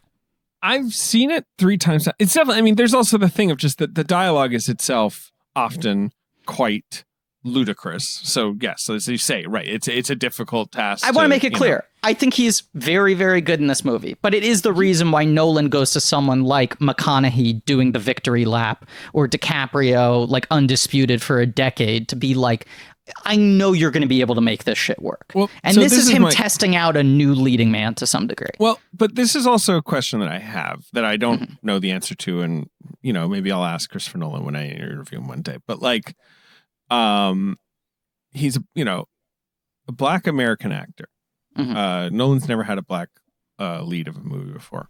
No. But beyond that, I don't know if the character was written to be black, but he's presented, and he's like as this outsider, as this sort of like weird new thing in a tired formula. There's all this stuff. I mean, there's the line where it's like, we need, where what's her Priya, the arms dealer, we need a new protagonist. Yeah. But like, and then he goes to see Michael Caine, and Michael Caine is like, You're going to need a new suit. You're getting, like he's kind of trying to give him it's a great scene. I really like that scene. But he has that sort of like unusual swagger to him where he's like, that's okay. Like, you don't have a monopoly on snobbiness. Like, I could figure this out as well. Where I feel like he wants the guy to kind of stick out a little bit in this James Bond universe of Pattinson and his gorgeous scarves and Elizabeth Debicki so classy and Branagh the Shakespearean legend, you know what I mean? Like, he wants this guy who kind of vibes a little differently. I wonder if he really, that my only question would just be like, right, did he go into this being like, I'd really like this to be a black actor, or maybe not? I have no idea, but it sticks out in a great way. It seems like the big thing was trying to find a new guy. And it's not like he was brand new. I mean, he's pretty new. Ballers. I mean, certainly when he's getting cast, Black Klansman's just that's his first leading role. It was right after this, right? And he'd been in Ballers. I have not seen Ballers. Oh, I mean, Liz and I have been doing a lot of marathons together. Liz W. Lockdown. Liz Dubs. That's, I guess, the point I was just making. And it's like a performance I do still think is very good. But like what we just talked about with Pattinson, how he got sort of chewed up and then he figured out how to really hold his own, be that engaging without feeling like he's overacting. This is a character where there's not really anything on paper, right? You have to fill in all the blanks. Right, on who this guy is. And the movie's really asking you to just throw energy into it, to find what the interesting energy is on a scene-to-scene basis. It's a tall order. It's a big ask. And it's usually a movie of this size that ask is only extended to someone who has carried a movie of this size 5, 6, 7, 8 plus times already. Yes. So I just felt like at certain points, like he's doing a very good job. It's a lot to put on him. He's by and large winning, and it kind of proves that he's going to be a real deal to stick around for a long time. I was talking with Olivia Craig, a friend, past future guest, and we were saying it's also to his benefit. Probably the only way he could be a superstar is that he doesn't look like Denzel Washington. No. Like, not, obviously he looks like his dad a little bit, but like, if you Google his mom, he really looks like his mom.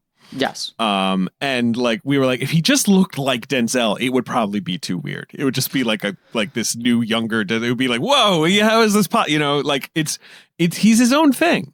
He sounds a lot like him though. Like, especially this movie, because Black Klansman, he's doing the Ron Stallworth voice. No, but he definitely sounds like him. He sounds a lot like him. He doesn't have the same sort of Denzel bravado, right. But he's got the same vocal quality.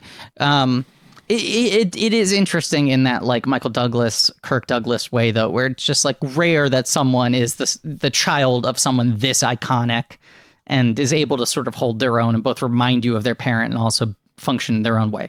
It's also another thing about this movie, and it gets into this area of, I think, like Nolan trying to challenge himself in a bunch of ways.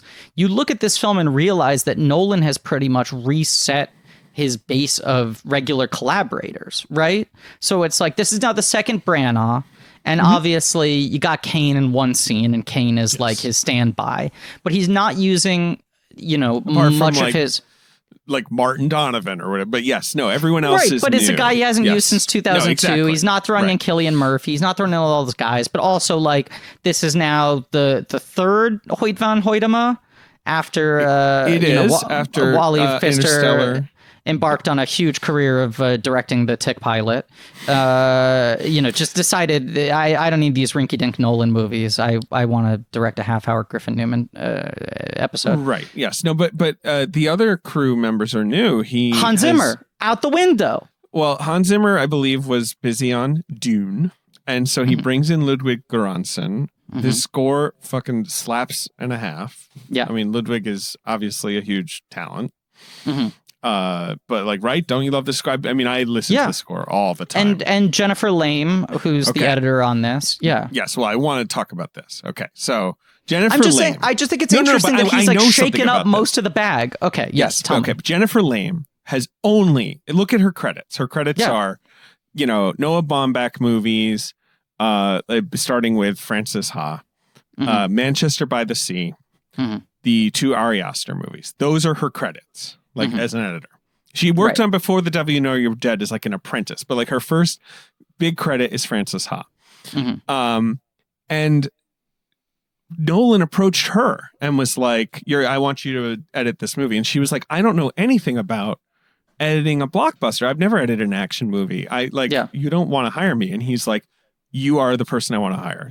Manchester by the Sea is exactly what I'm going for emotionally. Like that, like sort of like recollection, the way you use recollection in the past, and like the sort of bluntness of like going back, because remember Manchester by the Sea, this sort of goes back to the pre. Oh yeah.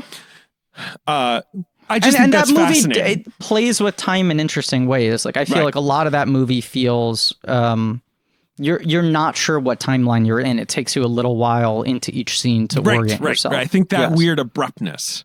Right. Isn't that interesting? I just love that. Like he's worked with the same editor for a year, Lee Smith, like, who's like a robust action editor.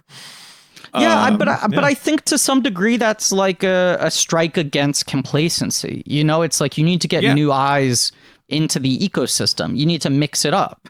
You can very quickly fall into, I think, very repetitive patterns if you're working with the exact same collaborators every time, and you're able to go like, and then do the thing I like. Then even going back to like, Interstellar and stuff, you see him trying to like challenge Hans Zimmer and go like, okay, only use these types of instruments and avoid these sounds while together. But the greatest way to do that is to just mix up collaborators. Yes, totally. But it does have the Hoyt look, that very clean, like brutal visual. I mean, I love it, to be clear, but just, and obviously I'd love to have seen this film in IMAX. That was not possible, but a lot of it was shot with IMAX cameras. I'm sure, when you watch the Blu-ray, you'll see, when from the aspect changes, like what's supposed to be an IMAX, and it's a lot of it. I'm hoping there's like some fucking 1 week IMAX re-release 3 years from now or something. I would imagine stuff like that will be happening. Are you seeing this? Part of the score features Christopher Nolan's own breathing, which was then manipulated into raspy sounds. Is that true? That's weird. I don't know. It sounds fucking cool. That's cool.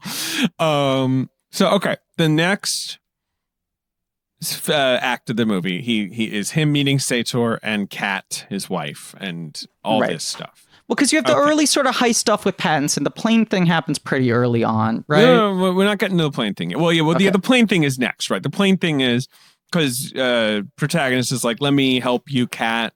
There's that great fight scene in the kitchen where he's sort of acting like they're the better of him, and then he hits the guy with a cheese grater and shit, Oh, that fight scene's so good. Yeah. That fight scene is great. Yeah, and you have DeBecky in the car outside, like assuming the guy's being murdered. Well, because also the JD Dubs was a fucking football player. Like it's that interesting. It's an interesting thing where he does not move like an actor. And that scene especially, just the way you totally buy that this guy who's smaller than these people can just like knock him against a wall. But so he's like, I'll get this painting that you authenticated that's a forgery that he's holding over you. I'll get it out of where is it? She's like, it's in a free port. What's a free port? A free port is a real thing. Ben was delighting in this. That is like a extra legal international waters style holding place for rich people shit in airports where they can't be like taxed because they don't like technically exist in a country. Yeah, these are real world. Yeah. Well, this is the thing that I think is because you've got the free ports, you've got the closed city, the Soviet closed city where the final action set piece takes. Like you've got these crazy yachts and these like futuristic fast boats that they're on when they're just going out for a sail. Like Nolan is like, this is my Bond movie. This is like about like the weird world of the rich, like that you don't even know exists, like where intelligence and all these deals are being done. That's like so beyond anyone's like conception. It's so crazy. And we think about like, time travel as like, oh, someday they're going to solve that. And then it'll just be a public utility. But in Right. reality, it will remain something that only the satin glove assholes have access to just to fucking rig the game more. And that's for right. That's themselves. what it's saying. It's like what's happening is, they already know about time travel. And they're using it. What? They have Right. turnstiles all over the country. Shut up. You don't know what time They're travel using is. time travel right now because the them in the future already has access to time travel and is setting them up for it now. Right. And they know the world has ended, by the way. Don't worry about it. Like, I love this. The Freeport scene is probably my favorite action scene, which is the combo of the plane crashing into the warehouse and Pattinson and Washington, like, fighting their way into the middle of this Pentagon museum thing and then fighting a backwards person. But, they're in these great suits. A backwards man. Yeah. There's the weird, I love the weird clerk at the Freeport who's like, oh, well, of course, you have nothing to worry about. Like, we value your bullshit over our lives, of course, all that. But he plays it so well, like you have to really trust in this super weird business. Like, I don't know. He's like a real estate person showing like mansions or something, like 100%. Right. God, That's just right. That that's weird, that weird vibe of like, as we all know, we live in an insane rich people universe where we just talk about these things like they're normal. So don't even need to acknowledge that. Right. Yeah.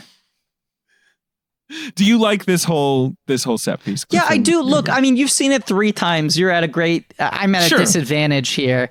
I could barely parse what was going on as I was watching it. It will take me more viewings to figure it out. But I was vibing on every single thing that happened in this movie. Okay. So that's all cool. They fight a backwards person. Which they is ask great. if Daddy would like some sausage. Yeah. And they meet Himesh Patel, Mr. Yesterday himself. Okay, I want to talk about this guy for a little bit. I think Himesh Patel rules. I think he's great. I think he's so good. Right. I mean, Christopher Nolan tried to save the movies with teneT. There's an argument that Yesterday is the movie that killed movies, that in fact movies died. You're putting it all on Yesterday? It died long Yesterday before was the a pandemic. hit. Yeah, I know. That was what did us in. We let that thing become a hit. But that movie, he's very much playing your classic Richard Curtis, like Hugh Grant, floppy-haired, sweet guy. He right? has a little bit of beard, but less so. In teneT, he's got a big Santa beard. But I'll say this. I liked him a lot in that movie. Very charming. Especially because, that character is such a fucking maniac and the script is such hot garbage. I was like, it's impressive that this guy's charming enough to overcome this script and actually make me almost like this guy. But my takeaway from it was, this is probably some sketch comedy dude who's just innately kind of charming on screen. And then he shows up in this movie and he's playing like fucking Adam Goldberg, right? He's like this gum-chewing asshole over it. Fucking like American functionary. accent. He's doing an American accent. Yeah. He's so got this good in this. Well, he's so what do you good. mean American accent? Where's he from? He's from He England. is from What? England. He's from Cambridge. Are you serious? Yeah. Yeah, I believe he's of Gujarati descent. He's one of these fancy Brit boys, Ben, and usually I can tell if someone grew up in England. You can hear their voice. You can hear it in their voice. That's why I was so surprised. Yeah. His parents ran a newsagent there. He was in EastEnders for 9 years. Which is a famous British soap opera. I don't know if you guys know about EastEnders. No, how would we know that? How would you know that? No, yeah. That's not a thing I know about. Yeah, I grew up in Britain. I thought you guys knew that. What? No, you didn't. You weren't aware of that. I had no idea. Oh to my 2008. God. Oh my God. Lived in Britain. I've seen a few episodes of EastEnders. Let me tell you. I think Himesh Patel, 30 years old, with this movie and the gulf between his performance in Yesterday and this, I'm just like, this guy rules. I'm going to be watching him on screen for the rest of time. I agree. And now I'm thinking about him, though. I now like your argument. He's been in 3 movies that arguably killed theaters. All right, one Yesterday, which you just seem to argue like that thing being a hit was just that was just, it threw off the balance. That upset the algorithm. Absolutely. teneT obviously has we just discussed it. The other thing he was in was the aeronauts. Aeronauts, Yes. which he's in that one he plays Eddie Redmayne's like goofy friend who's like helping him being an aeronaut. Perfectly Never watched charming. that. Yeah. Right. Well, here's the thing. That the Aeronauts was a movie that was made only to be seen in IMAX. That thing is practically educational. It's like when you went as a school group to see the IMAX movie about Everest. It's just this gorgeous, insane sky photography stuff. And then Amazon has it, and they're like, oh, we have to release an IMAX? I guess we will, but just catch it on Amazon. So obviously nobody saw it. Well, David, I'm very confused. Are you saying that Amazon did something wrong? That Jen Psaki, head of Amazon Studios, perhaps overpaid on Late Night and Brittany Runs a Marathon without knowing how to market either one because she had no experience releasing a film in theaters? And so when both of them underperformed, her takeaway was, I guess movie theaters are dead. And so she took a movie that was designed exclusively for IMAX and put it on a streaming service because she refused to acknowledge that she was the one who fucked up the releases. Look, Griffin, you can't deny that Brittany ran that marathon. She did. She sure. And the night was late. No, you can deny everything about that one. But you can't. Brittany did run that marathon. The night was late. Just the thing at the end of Brittany Runs, which I saw at Sundance, which I believe won the Audience Award at Sundance. Have you seen Brittany Runs a Marathon? Yes. At the end where it's like, and here's the real Brittany running the marathon. And I'm like, what do I fucking care? She's just some person who ran a marathon? Like Stronger, I'm like, okay, the guy had no legs. Good job by him. Her, it's just like she ran a marathon. I don't know. I could, whatever. Lots of people run marathons. They all get movies. It's weird how much they sort of centered the based on a true story in the marketing campaign of the movie, where I'm like, that was my guess, was it was based on the director's friend. It just has that vibe. Right. It's not like he read in the newspaper like, oh, this is good material for a movie. This absolutely reeks of, I could make a movie about my friend. Because it's like, oh, she ran a marathon. Was she ill? Well, no, she was just kind of like a fuck up. Was everyone in her family dead? No, she just whatever. She was just in her 20s and kind of annoying. She's like a Griffin in the first act, and by the third act, she's a little more of a David. Oh, God. Anyway, but we love Himesh Patel. That's the point. We love him. We enjoy him. We love him. He's great. Those are huge bars of gold. Yeah. They're real big. Like, here's the question. And what's up with that? Like, what do you do with that gold? Well, here's the question. Okay, and Forky and I were discussing this. Say you're some airport worker. You see a bunch of gold. Do you take one? Definitely. But then what do you do with it? What are you going to do with this fucking thing? Then you got to start asking around. Do you have a gold guy? Can I melt this down? That's what I would do. Yeah, I see Ben just like putting it in a frying pan and being like, will this work? Or taking it in my backyard and hitting it with the hammer. Yeah. It's also such a creepy billionaire thing to be like, oh, money? No, that stuff's bullshit. That's what poor people use. Right, I only use inverted gold bars. Right, because it's future. Right, he's sending gold back to his poor young self because it's like, oh, this currency is never going to be out of style. But also there is this sort of insider thing where it's like, you got to be rich to understand how to spend gold. Spend this. Right. You can't just bring a gold brick into a Dwayne Reed.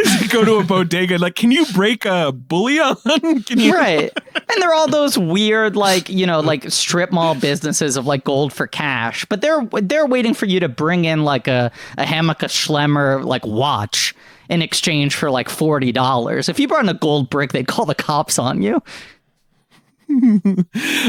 So yes, they do. Right. The diversion for their airplane thing is they dump a bunch of gold on the tarmac. It rules. But Kenneth Branagh as Sator, whatever you want to call him. As we said, he was in Dunkirk. Quite a lovely performance by him in Dunkirk, actually. Sentimental Branagh. In this, it's like Nolan saw his performance in Jack Ryan's Shadow Recruit and was like, a lot bigger, please. Your favorite performance. Yes. And that performance is fucking so much ham. And this just makes it look like the most like nuanced, like fucking Dogman 95 ass, This bit of realism. I really enjoy him in this movie. I don't know what you guys thought of his No, whole I vibe. do too. This is fine, finely cut, finely aged ham. I mean, it is just. I think he understands exactly what the movie is asking of him. I mean, his career has just become so weird now because of his resurgence as a director and the gulf between like why did you do Artemis Fowl? Like, have you now become really into Fabergé eggs or something? But then him That's doing the inexplicable one. Right. But then Jack Ryan too.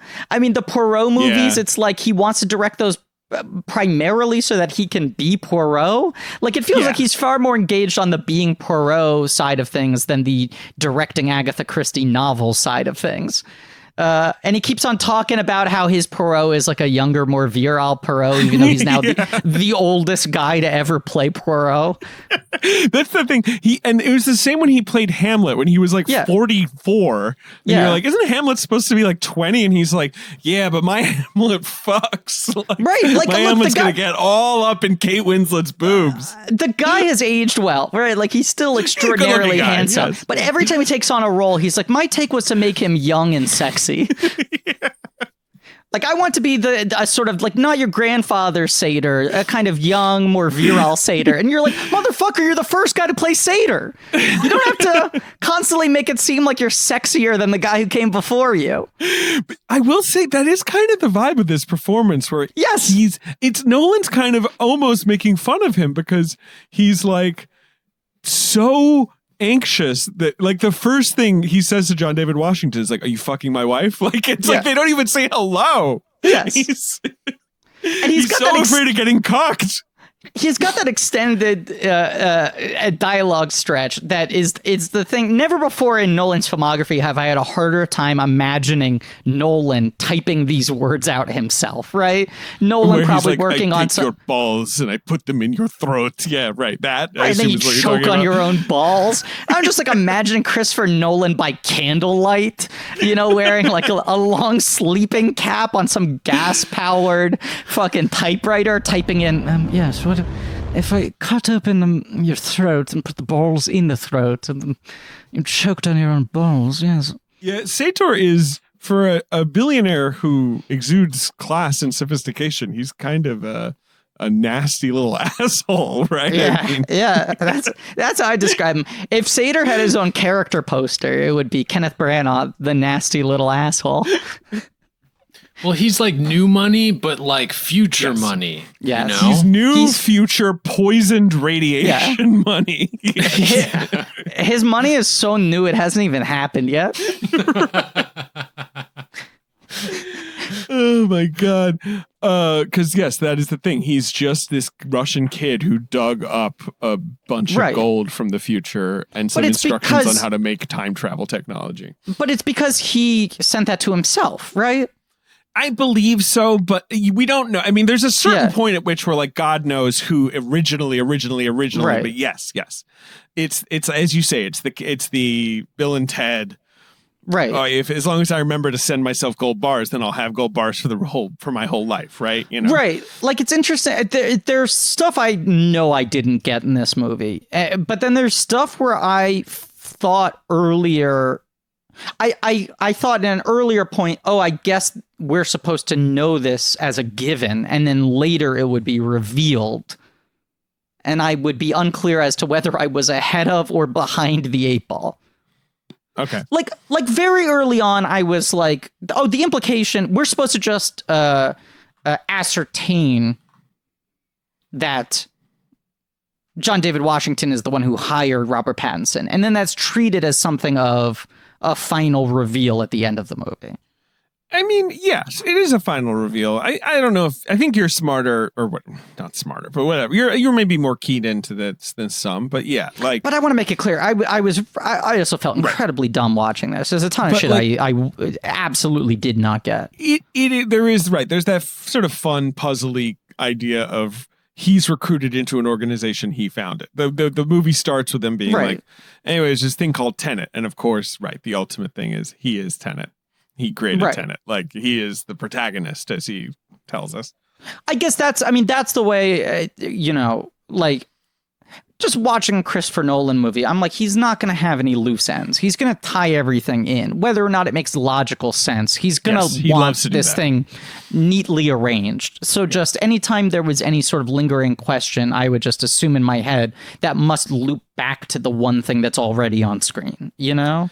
Yes. So when there's a lot of business with Sator, Becky tries to push him off a boat and Washington saves him. Mm-hmm. And then he's like, she didn't do that. I did that myself. Oops. Haha, silly me. Like, he won't even admit that his wife hates him. Yeah. And eventually, whatever. Sator's like, go get me this fucking shit I want. He claims it's plutonium. We know it's actually just part of this doomsday device. Mm-hmm. And there's this crazy truck heist where they sandwich a fire truck or whatever, they're sandwiched to something, and and they go in and get it, right? Like, there's a heist that happens. It's a heist set piece with cars. That's fine. Mm-hmm. But then at the same time, Sator is like in a dark place being like, tell me everything that happens. And there's backwards cars going through all of this. Yeah. And then Sator shows up at the end of this car chase wearing a mask and being backwards. And, this is where the movie, Memento style, and we should mention Memento, obviously, one of Nolan's first movies, has kind of a forward-backward structure and begins with a shot that is literally reversed and all that. Like, he's literally using these tricks he did on the cheap, 20 years ago. But this is where the movie meets itself, and we have this crazy scene in the proving room in the red and blue crazy time tunnel place, this place, where Sator is talking backwards. And I think this is where a lot of people truly are like, okay, I don't even know what they're saying. Get the fuck out of here. And then, of course, Aaron Taylor Johnson shows up right at the end of it. It's like, temporal pincer movement, mate. And I think that some people understandably are like, can the movie end now? Well, now it's like he's got an elite squad. Here's this, like, they have this weird revolving door thing they start setting up, which is how you can move back and forth, which to me just feels like, do you remember the old, like, of course, this is the thing I'm going to fucking invoke, but like the old Batcave play sets where like you could transform Bruce Wayne into Batman, and it was like, oh, here's a little fucking roundabout. And you put one figure on one side, one on the other. There was something to that I just found so endearingly goofy, where it's just like, this looks like a mechanism in like a Star Trek, like a holodeck playset or some shit, or the Batcave, but it's done with like the utmost Christopher Nolan po-faced seriousness. It is very po-faced. I cannot deny it. I mean, there's nothing more po-faced. I think that sequence is kind of cool and nightmarish, where he's like yelling at him backwards and he shoots his wife backwards. But then it ends, and then Aaron Taylor Johnson bursts in and is like, chill out, mate. It was a temporal pincer movement, and starts, and you're like, oh, we're like, oh, right, Chris Nolan is back. Like, other Chris Nolan is back to talk to us again. But no, like, my whole sense of time in this movie is disrupted. Not just, I'm saying the sense of the timeline in the movie, but also just like, how long has this movie been going? I don't know if we're at the end or we're towards the middle or whatever, but this is pretty much like the midpoint narratively, where the rest of the movie becomes about doing the flip side of everything you've already seen, right? This is where the movie kind of folds. I talked to Alex Russ-Perez about this movie a lot, and he was like, humble brag. And he was like, right, this is the moment where he was, and he likes the movie, but he was like, he's going to do it again. Nolan's going to do the thing he did with Inception and Interstellar, whatever, where he has this sort of third act that falls into place, right? And it's like, wow, we're about to watch John David Washington go backwards through a movie we just watched, and it's going to be so cool. Yeah. And so he does that. He goes backwards. He's in the car chase again, going backwards. That's cool. And then he gets on a shipping container and he goes to the airport, and he's obviously turns out to be the backwards man in that. And that's cool too. Yeah. It's a great idea. And I'm sure that's the crux of the idea that Nolan's always had, right? Like, what if you had a movie, you played it forwards, and then someone went through it the other way? It does not feel as ecstatically triumphant as it does in Inception, but I also think that gets to the idea of just like, this is, to a certain degree, this movie is him trying to be like, I can do Inception without all the emotions and the like overly dramatic character backstories, but also I'm going to prove to you why that is of value in something like Inception. Because this guy, the only thing that's driving him is that Martin Donovan told him that he should do this shit, right? Well, and then no, you have the Elizabeth point, Debicki character, right? Who, He's we trying should talk to about save, Debicki a little bit, but like Debicki feels like him also, Nolan doing this retort to, it's always a dead wife. The main female in every movie doesn't exist anymore, right? And is just existing as a driving force for the lead man who is haunted by her. Whether it's Bruce Wayne's mother, or Cobb's his wife. In Memento, and right, his wife, right. You know, and obviously in Marion Cotillard, absolutely. Right. Interstellar, has two female characters of note in the film, but still is a guy haunted by a dead wife and how that fucks up his family dynamic and shit like that. Sure. And this, he's like, the wife's going to be alive. Trust me. Guys, I got it. Note taken, note received. The wife is going to be alive. She is haunted by the fear that her son is going to die. Right? And then the son sort of becomes the wife in this. And the son is like supposed to be the emotional driving force for her. And by proxy, that's supposed to be the emotional driving force for protagonist who is trying to help her. But the son doesn't even register. He's just some fucking kid. It's just some fucking kid. Yeah, but it also it once again keys into like a Nolan limitation where it's like he cannot think of a woman existing outside of a family structure. Absolutely. And also, I mean, there's this bananas line that, would get studio noted, if you were less a director, where they're like, if he activates this doomsday device, it's the end of the world. And she's like, including my son. And it's like, yeah, including your son. The end of the world. Yeah, your son's in the world. You don't need to clarify that for the audience. Yeah, we including get your that son. You don't want him to die. Right. Also, Potbelly Sandwich Shop will go out of business. Like, we could sit here for 8 hours extrapolating everything else it would be the end of. And Debicki is an actress I love. We both love her. Yeah, I think she's good in this movie. I think Nolan has a lot of fun letting her be, tower over the male actors in the movie. He lets her be tall. Right. There's this incredible scene where during the action sequence where she can open the front door of a car from the back seat simply by stretching her legs. Yep.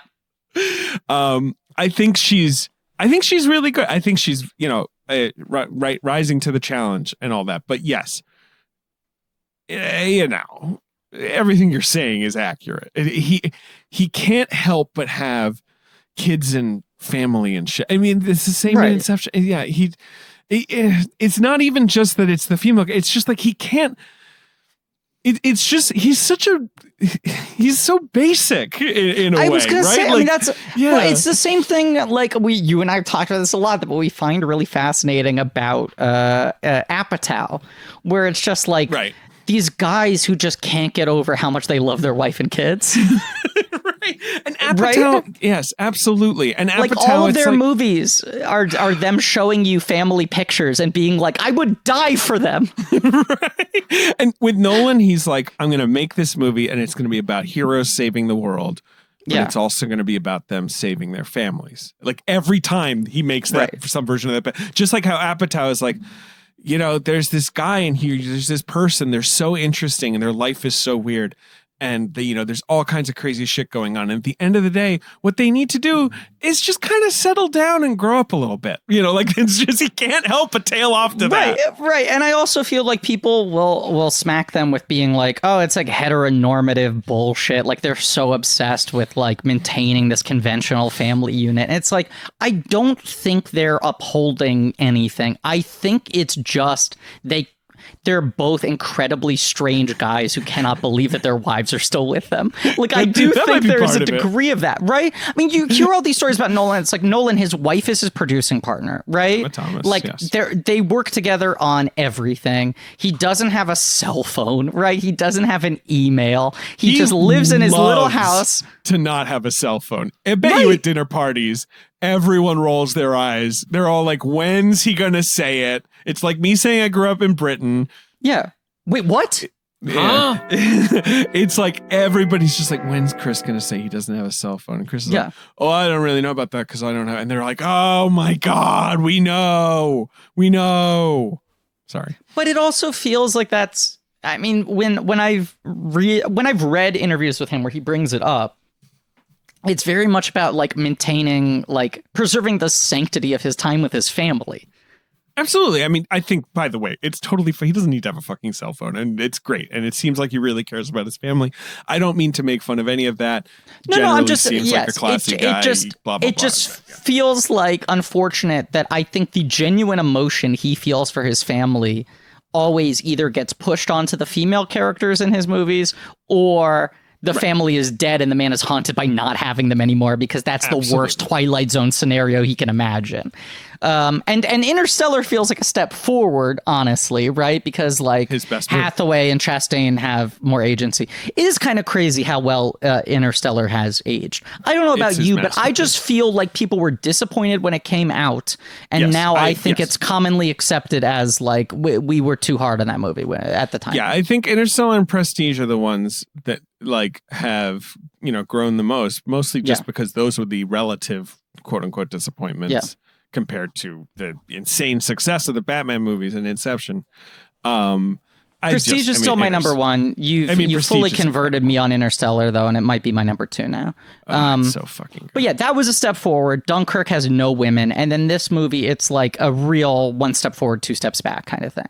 For Dunkirk is one of those things that's what it's like. No, that's not his best movie, I suppose, but it's kind of the best movie. Like, that's a thing that's just unique in his filmography, I would say, and unique in recent movie making. That thing is incredible. But then this feels very much like following those lines, right? Like Dunkirk gets into that, like, I mean, the abstraction of like character and time and narrative. Yeah, no, you're right. It's true. Right. And it gets away with that because you're like, well, it's like, it's grounded in a very solemn real life event, real tragedy, real experiences. So all the Nolan timey-wimey bullshit doesn't feel like him just like getting off on his toys. And then this is him trying to like apply the aesthetics and the sort of construction of Dunkirk onto something like Inception. I'm very curious to see what he does next after this, since this is obviously going to be such a big inflection point for him. I think it will be. I assume so. I also genuinely imagine it would be hard for him to go bigger at a certain point. No. Like after Dunkirk, I wondered if he'd go smaller, and after this, I wonder, does he? I don't know. I have no idea. What if he's like, oh, God, I'm doing World War Z too? You're right. Yeah. It's the one. If you want to make a movie over $200 million, you got to sign on to do that at some point. I really want to explore the Green Lantern Corps, guys. It's just, this is the time. I was looking at IMDb. Do you know this whole fucking fan thing where when the movie was announced and there were no further details, people were like, he's doing it. Nolan is doing Green Lantern. John David Washington is playing Jon Stewart. What? Did they literally only think that because John David Washington is black? Was there any other reason to think that? Probably not. I guess it's Warner Brothers. Like, that's about Robert Pattinson is Hal Jordan, Elizabeth Debicki is Carol Ferris. People spread that rumor. That's very funny. You know what I rewatched recently? Green Lantern.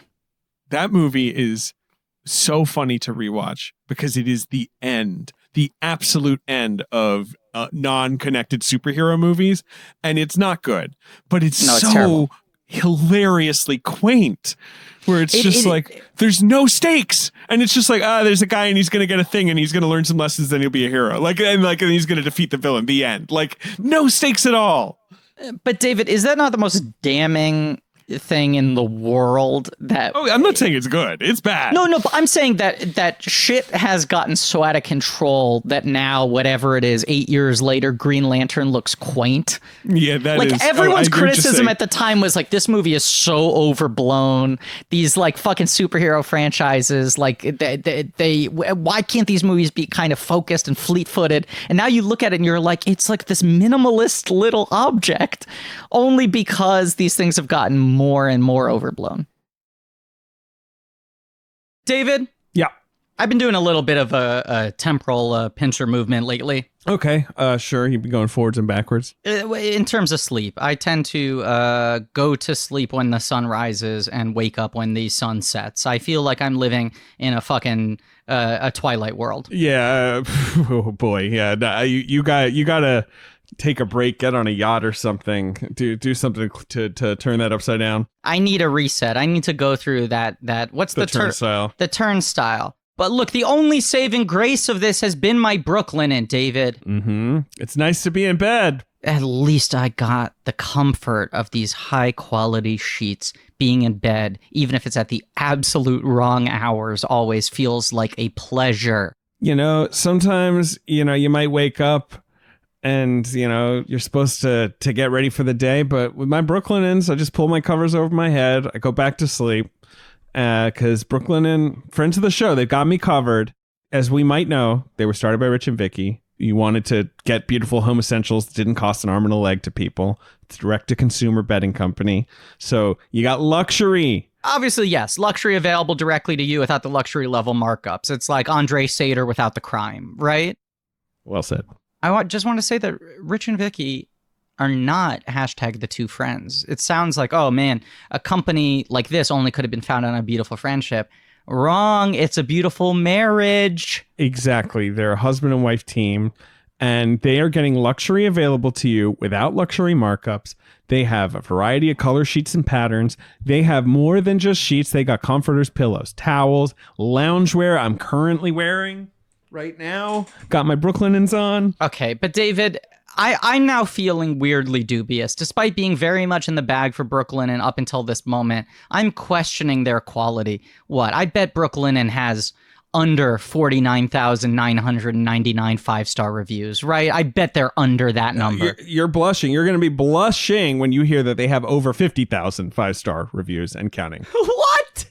I'm blushing. And they have a 365-day money-back guarantee if you don't like their product. Listen, Griff, it's 2021. Do something nice for yourself to start the new year. Help you do that? Brooklinen has a special offer. Go to brooklinen.com and use promo code CHECK to get $25 off when you spend $100 or more, plus free shipping. Okay, hold on, David. I have to go grab my checkbook. No. You just have to go to brooklinen.com, brooklinen.com, and enter promo code CHECK to get $25 off when you spend $100 or more, plus free shipping. You just go to brooklinen.com, use promo code CHECK at checkout. Sounds great. You can maybe pay by check. Probably not. The internet doesn't really work that way. No, it's not funny anymore. The end of teneT. So, okay, all right. So they Sator, yada yada. Okay, whatever. They figure everything. He runs through most of the movie backwards, but it's a lot more haunted, and it doesn't feel as, you don't have your fucking Joseph Gordon-Levitt hallway fight, pumping your fists like the score booming kind of moments. Everything feels less fun. Although I had a lot of fun watching the movie, but it's like he's not looking for. It's a cooler film. Like cool to the touch. I mean. No, it is. It's cool. It's a colder film. Fire in the backwards world is cool. Oh, sure. Yes. Fire backwards is cold. It's icy cold. I don't know if you noticed, but there's this character called Wheeler who is the lady who explains the rules of backwards to him when she's Fiona Dourif. Right. It's Brad Dourif's daughter. Yeah. And a good actress that I enjoy. I'll say this. What were you going to say? Sorry. Wasn't she in the most recent Chucky or Chucky? She was in the last two Chucky films, and she was very good in both of them. And I will say this, Zero Chill, I matched with her on Raya. Fuck. And I messaged her, and what I want to say, this was a while ago. I already fucked this up with the story I'm about to tell, but I messaged her and I intended to say, I thought your performances were really good in the Chucky movies. And instead I wrote, I thought your performances were really good in the Cucky movies. And I couldn't recover from that. I was so in my head. I thought you were really good in those cucky movies. She's like, what? You're some cuck guy? Get the fuck. Yeah. Jesus. No, I meant Chucky. Okay. All right. And I already felt like, did she want some guy telling her she was good in the Chucky movies? But then I made it so much worse by making it seem like it was some fucking porn thing. Yeah, she doesn't want either. So instead, I made the slightly better thing seem worse by initially framing it as the worst thing. Hey, I thought you were good in the Cucky movies. I mean Chucky, but now that I mentioned it. Like that. Yeah. That's what she thinks you're about to do. Right. Oh, accidental typo. But have you ever considered? Anyway, she's very good in this movie. Yeah. She's good in this movie. But it's also one of these funny Christopher Nolan things where, like, I watch those movies. I'm a fan of her work. I watched this. I did not realize it was her until the end credits because of the way this film is structured. She's all, in a masked hazmat up, suit and everything's moving so fast. Yeah. Aaron Taylor Johnson, who is traditionally one of my least favorite actors working today, is just not my tempo. But I've started to like him a little more as I think he's leaned into his innate unlikability. I want to say this, because I have been really rude about him. Maybe I can't remember if I've done it on the podcast, but certainly almost I've definitely, never because liked him. I go off. I am nothing but rude towards him. I've never really liked him. I've always found him kind of smarmy on screen. Yes. Like I kind of liked him in movies like Anna Karenina that used the smarminess, but still, like, I just, he's just never my favorite. I was sort of relieved when he died off in the Avengers movie because I was like, great, he's not going to stick around. That's fine. Because I'll just say, up until this point, the things like Albert Nobbs or Anna Karenina or whatever, where they try to use the smarminess, I'm still like, too much. Yeah, right, exactly. Much. And I found him to be an active drag in shit like Nocturnal Animals, which some people liked him in. But a couple years ago, he was in Outlaw King, and now in teneT, where he's doing kind of the Pattinson. He's bearded, he's gruff, he's not looking for star billing, like he's kind of buried in the credits of both of those movies. And I dig what he's doing, and I don't know if he's just kind of like sanded some of this charm off or something. I don't know. It's good. Yeah, I don't know. I just always found him very mannered and self-satisfied on screen. And this is one of the few times where I just felt like, oh, he's just serving the movie. Absolutely. He plays Ives, right? Who coins the term temporal pincer movement. He says it really fun. Temporal pincer movement. And at the end of the movie, they do a temporal pincer movement because they need to get the Doomsday device. They need to get it before Sator dies. Mm-hmm. They're going to go to this buried secret city and grab it, and they're going to go forwards and backwards. But unfortunately, their enemy is also going to go forwards and backwards. So even though they can find out what happened, their enemy's also going to find out what happened. And this thing this whole sequence looks incredible. God knows where they shot it, but it's some, insane blasted landscape. There's all kinds of wild shit going on where buildings like blow up and then reassemble and then blow up again. There's all this crazy stuff happening. I've seen this movie 3 times. I don't really know what's happening. Like, I don't know if I'm supposed to. Obviously, it's like super chaotic. It's pretty crazy. Yeah. In the middle of all this, John David Washington has a conversation with Kenneth Branagh on a walkie-talkie. Which is also just funny. Like, in the middle of all this chaos, he's like, come on, it's better to try and save the world. And Branagh's like, no, it's over. It's all over. We're all going to die. Ha, ha, ha. That's just happening. Yeah. Pattinson's character is at this point going backwards and forwards like multiple times through the whole action sequence. He sacrifices himself to save the protagonist, but also he's alive. Like, there's all kinds, and whatever. I think that it's pretty valid to be like, look, for all the chaos you want to present, I would like to know what's going on, and it's very hard to know what's going on.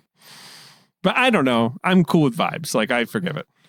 And also, like, in comparison to a movie like Inception, which makes you do all the work in the beginning so that you're just floating through the last hour, this is a movie that every 5 minutes is like, okay, now take out your pen and pencil again. Absolutely. But still, whatever. I love it. And more importantly, well, there's two. One, I love Elizabeth Debicki shooting Kenneth Branagh and then slip and sliding him out of the boat. That's great. That is great. Yeah.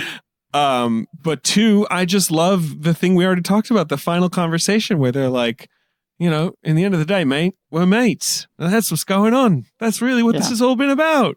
Yeah, the real tenet was love. Between men. As friends, but maybe more. Who knows? We get up to some stuff. I have to say, I'm a little worried because I know I tend to dive headfirst into this shit and you tend to avoid it. But when you talk about the cultural effect that movies can have, right? Sure. Right. I mean, the negative ways they can be interpreted. You worry about this more than interpreted and weaponized by a public once they're released from the hands of the filmmaker, right? And the movie takes on a life of its own. I'm a little worried about kids, seeing this movie and trying to execute their own temporal pincer movements. I do think that could be potentially a problematic trend. What could be a problematic trend? Now I got to repeat the joke that didn't land. I don't know. Just say it backwards and it'll be better this time. There's just teenagers doing temporal pincer movements on TikTok.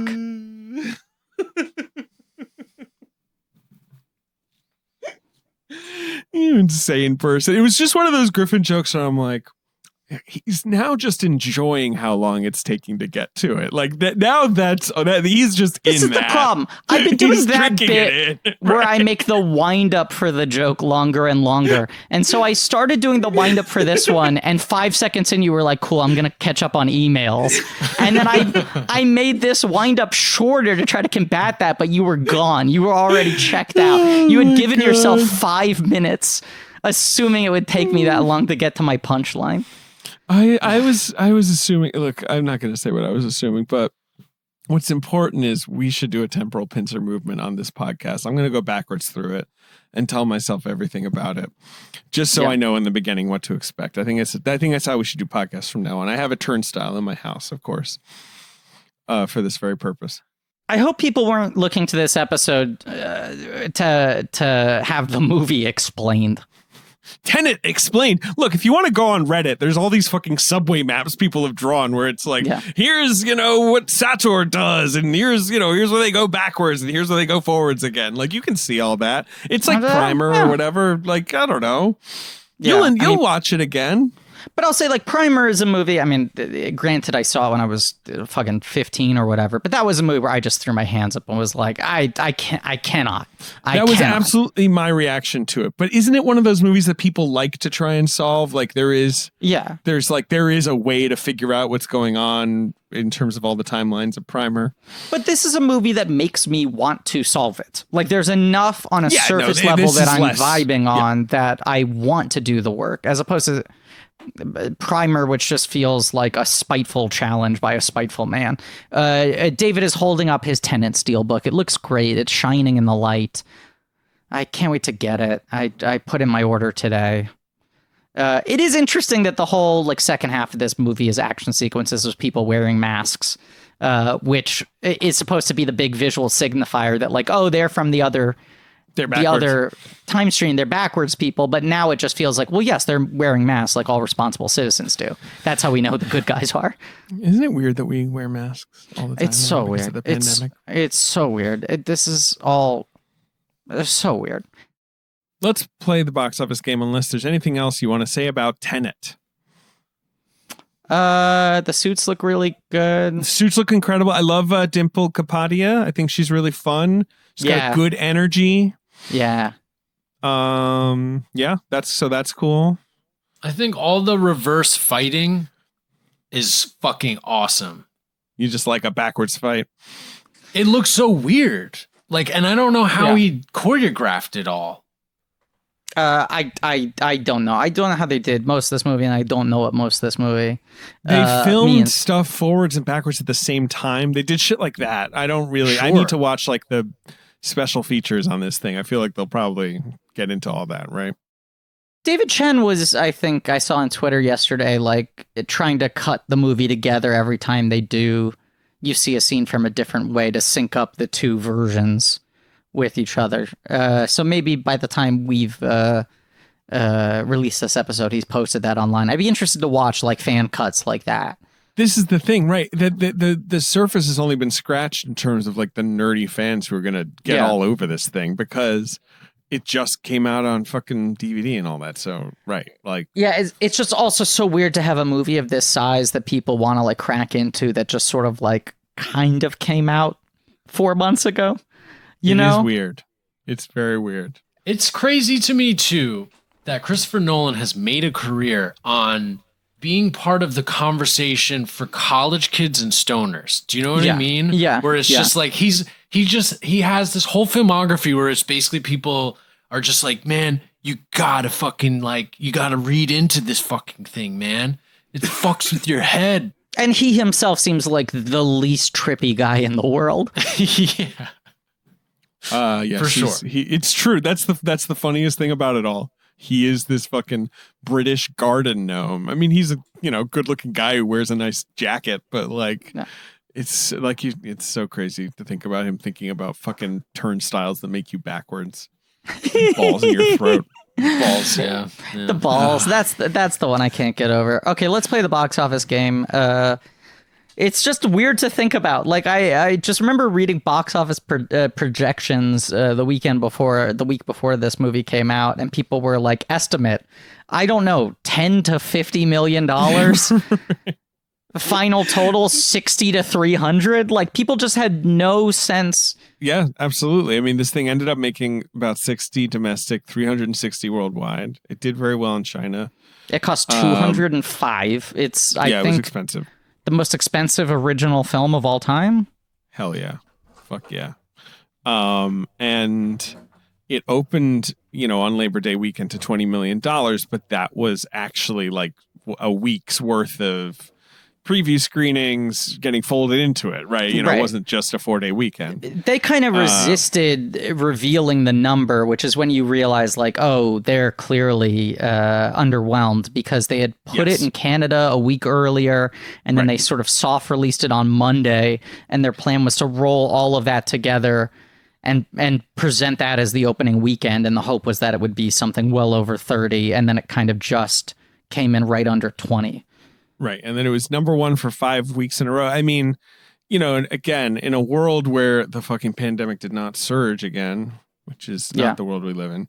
Yeah, maybe, there was all this notion from the analysts, it'll be like a road show. Like people will see it in different places at different times as things get better, and it'll just play in theaters for months. Like this is the plan, right? That was the question, was like, can it make $10 million a week for 3 months? Right. And then people would have been happy.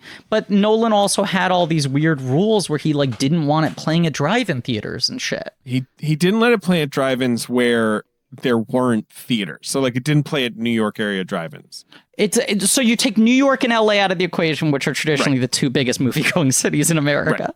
Right. I mean, obviously you're not going to make much money on a drive-in. I mean, the other thing is that I can't imagine seeing this movie at a drive-in. It would be incomprehensible, but who cares? There was a weird touchiness about the release of this movie that was a bad idea, considering that you're trying something here. The worst thing to be if you're fucking trying something is to have all these rules. But Christopher Nolan loves rules. I think people were really caught up on this idea that there's going to be some weekend where it's safe to go to the movies again, and there's going to be so much pent up demand, and everyone's going to go to the theater with bells on. And they tried. They said maybe that weekend will be here by September, and then when it was clear that it wasn't, they were like, what if we can just make it happen? Right. Well, the other thing that happened, and again, this is sort of hard to remember, crazy to think about, is that international theaters were screaming even more than American theaters for releases, because they were like, we are open. We need to show movies. Our cases are down. Right. That was the big thing, was could we have a major blockbuster come out in Europe and just be undated in America? Right. And so then there's all this worry about piracy or whatever. But that's the whole thing. And so they were like, okay, they announced it. They were like, we're going to release teneT in mid-August around the world. And we're going to release it in America on Labor Day, so the theaters have time to get ready. And it'll open wherever it can in America. And America, because it was mostly states run by maniacs who wanted to please Donald Trump, were like, everything's open. Everyone can do whatever they want. American theaters were 2 extra weeks. Yeah. No, they'll give us enough time. 2 extra weeks. I think everything will be good by then. Cool. Let's talk in 2 weeks. Yeah. So anyway, it opened to $20 million. But Griffin, what was number 2 at the box office? Number 2 at the box office. Now, this is a little trickier because all the other clear blockbusters of the pandemic come out after this. What is Unhinged number 2? That is number 3. Unhinged, which was the sole hit of pandemic season in a weird way, is number 3 because that came out late August, I guess, or early August. I can't remember. It was the first new movie in theaters, right? And Solstice Studios, its distributor, has now already started collapsing in real time. That's funny. I did not know. I mean, that's not funny. There were like 3 different stories today on Deadline. Yeah. Oh boy. Well, have you haven't seen it yet? I'm assuming, Griffin. I have not yet gotten unhinged. No, I want fully you to hinged check it out. at this point. I think it's a somewhat deplorable movie, but it Crow just as a big man that you're afraid of is pretty compelling. It's got stuff, sort of. It's like a really shitty slashery movie, but I don't know. There's like it's just Crow. It's just that he's an A-list talent, I guess. Trashy and look, it's all a dry run for Kong, right? For Donkey Kong. Of course, he is close to Kong physicality in that one. He's anyway. No, number 2, Griffin, is another blockbuster that was released a week before teneT. More of the classic COVID movie thing where it was released almost. So the studio was like, yeah, people won't see it. Good. Oh, it's the New Mutants. Right. We can finally release this to nobody. No one can ever know it exists. It is so funny that movie just came out in the middle of a pandemic and did pretty well, all considering. Like, that's the other wild thing, is that you're like, the New Mutants did 1/3 as well as teneT, which would never happen in any other timeline. Yes, it did not do as well in other places where I guess there were other movies to see. But people look at teneT and they're like, $23 million. Right, teneT, they're like 60 million domestic. Oh boy, not in the middle of a pandemic. That movie would have soared past 200. And New Mutants, people are like 23 domestic. They came out pretty well. That's probably the exact amount they would have made. Not during a pandemic, right? I genuinely wonder what it would have made. That's But like, there's a chance it made less. There's a chance it made the exact same amount, and if it made more, it wouldn't have been by much. I need to see that movie. Yeah, I assume it'll be on Disney Plus or something at some point. Number 4 at the box office, Griffin, is the 3rd film in a series that we talked about on this episode. Is it a new movie or is it a re-release? It's a new movie, but we talked about this series. We talked about this series in this episode. It's a new movie. Fuck. Is it a horror franchise? No, it's a sci-fi comedy. I think this is a really nice movie. Yes, I agree with that. It's Bill and Ted Save the World. Face the Music is the Face title. the Music. Why did I can't fucking remember the title. Yes. But do you agree? I feel like we've actually never talked about it, but I thought this was a really sweet and nicely done movie. And Keanu and Alex Winter are very dialed in. Yeah, I really like it. I still feel like I've just barely processed it in my soup brain. But I watched it the day it came out, and I enjoyed it thoroughly. I like this franchise a lot. I think it's a good ending. It's a good movie. I just kind of already forgot that it existed. But I don't think that's a strike against the movie. I think that's a strike against this bad year of being a person. Number 5 is a movie that I forgot came out, but another blockbuster, I think really only played in Canada. Save the World. Why did I call it Bill and Ted Save the World? Okay. Well, they do save the world. I mean, I know, but still. It's a children's film, an animated film. It's an animated children's film that mostly just came out in Canada? Yeah. I mean, it was supposed to have a big release, but yeah. Is it SpongeBob? Yes, SpongeBob. Yeah. Sponge on the Run. Right. SpongeBob only went to theaters in Canada, is going to Netflix everywhere else in the world, and Paramount Plus next year. Canada is the one country where it was released in theaters, I think. And its Canadian gross alone put it at number 5 in the box office. What a weird fucking time. Pretty weird. Yeah. Yeah, those are the 5. Yeah, because this is before the really lots of re-releases. Yeah. So it's like Personal History of David Copperfield, another charming movie that, just didn't get to be released. Words on Bathroom Walls, Train to Busan Peninsula, the sequel. Yeah, like it's odd that this 10 is like all new movies, because after this point the theaters are open and the studios are scared, and then it starts being like number 8 at the box office is Girls Trip. Right, exactly. Yes, Hocus Pocus, obviously. I mean, right. There's it's weird. There's that weird number 2 is Ice Age 4. There was that weird chunk before then when like Relic was the number 1 movie for like a month, mostly just playing in drive-ins. Or like the Jesse Eisenberg Marcel Marceau movie. Yes, like they was just like, well, we gotta show something. Have you seen Relic? You'd like Relic. I haven't seen Relic. IFC had like 10 consecutive weeks at number 1 at the box office. IFC, it was The Wretched was the other one, which I watched. Right. It's not good. Relic is good. Is Relic no, okay. Didn't Romola Garai do one of those movies that was number 1 at the box office? It's called Amulet. It absolutely fucks so hard. Really? And you would love it. Amulet rules. I mean, it's like, it's got its problems, whatever. Yeah. Like, it's not a perfect movie. That was a movie I saw at Sundance because I had a gap, and I was like, didn't Romola Gary make a horror movie? I'll check that out. And like the opening seconds are just this like heavy metal font, and it's like Amulet. And I'm like, all right, cool. Whatever this is, great. And it's just, Ben, you would love it. You would love it. I don't want to spoil anything. Carla Juri and Imelda Staunton. I need to see this shit. It's good. Imelda Staunton is a scary nun. Rules. I've just watched nothing. Like the first 3 months of 2021 are going to be me just cramming nonstop for the Blanky Awards, because all I've done this last year is watch sitcoms and cry. Watch the fucking Simpsons, you maniac. I've been watching Mary Tyler Moore now too. Well, that's a good show. Yeah, show rules. Luke Grant's my fucking man.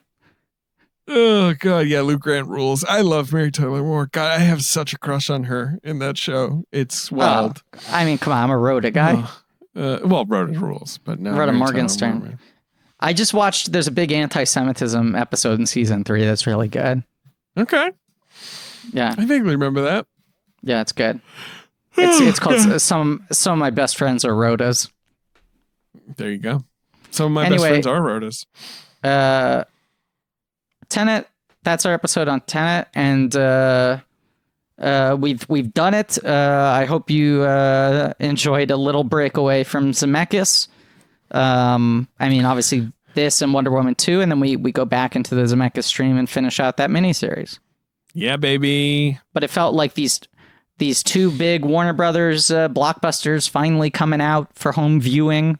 At the end of 2020, it felt like we should start off 2021 talking about them. I'm seeing Wonder Woman tomorrow. We'll see. I hope it's good. Are you seeing it in a theater, or are you getting sent a link? I'm seeing on my television. No theaters. I never did a press screening. There were a couple times people were offering, and I was like, no, I don't want to. Because I just don't know who's going to be in there with me, you know? That's my whole thing. It's just like, I don't trust anybody. Like, the only times I've ever even considered like eating outdoors at a restaurant in my neighborhood is when no one else is there. Like, it just, even neighboring tables freaks me out. Yeah, neighboring tables. Anyway, I'm just realizing we should do an episode on Monster at some point too, because then we can just be all in on Patty Jenkins. I like that movie. I think it's a good movie. I haven't seen it since it came out. It'd be good to watch it. I haven't seen it in years either. Well, folks, this, of course, is Blank Check with Griffin and David. I'm Griffin. I'm David. And it's a podcast about filmographies, directors who have massive success early on in their career and are given a series of blank checks to make whatever crazy passion projects they want. Sometimes those checks clear, and sometimes they invert. Baby, this is a one-off episode following up on Christopher Nolan, our mini-series on Christopher Nolan, the Pod Night cast from several years back.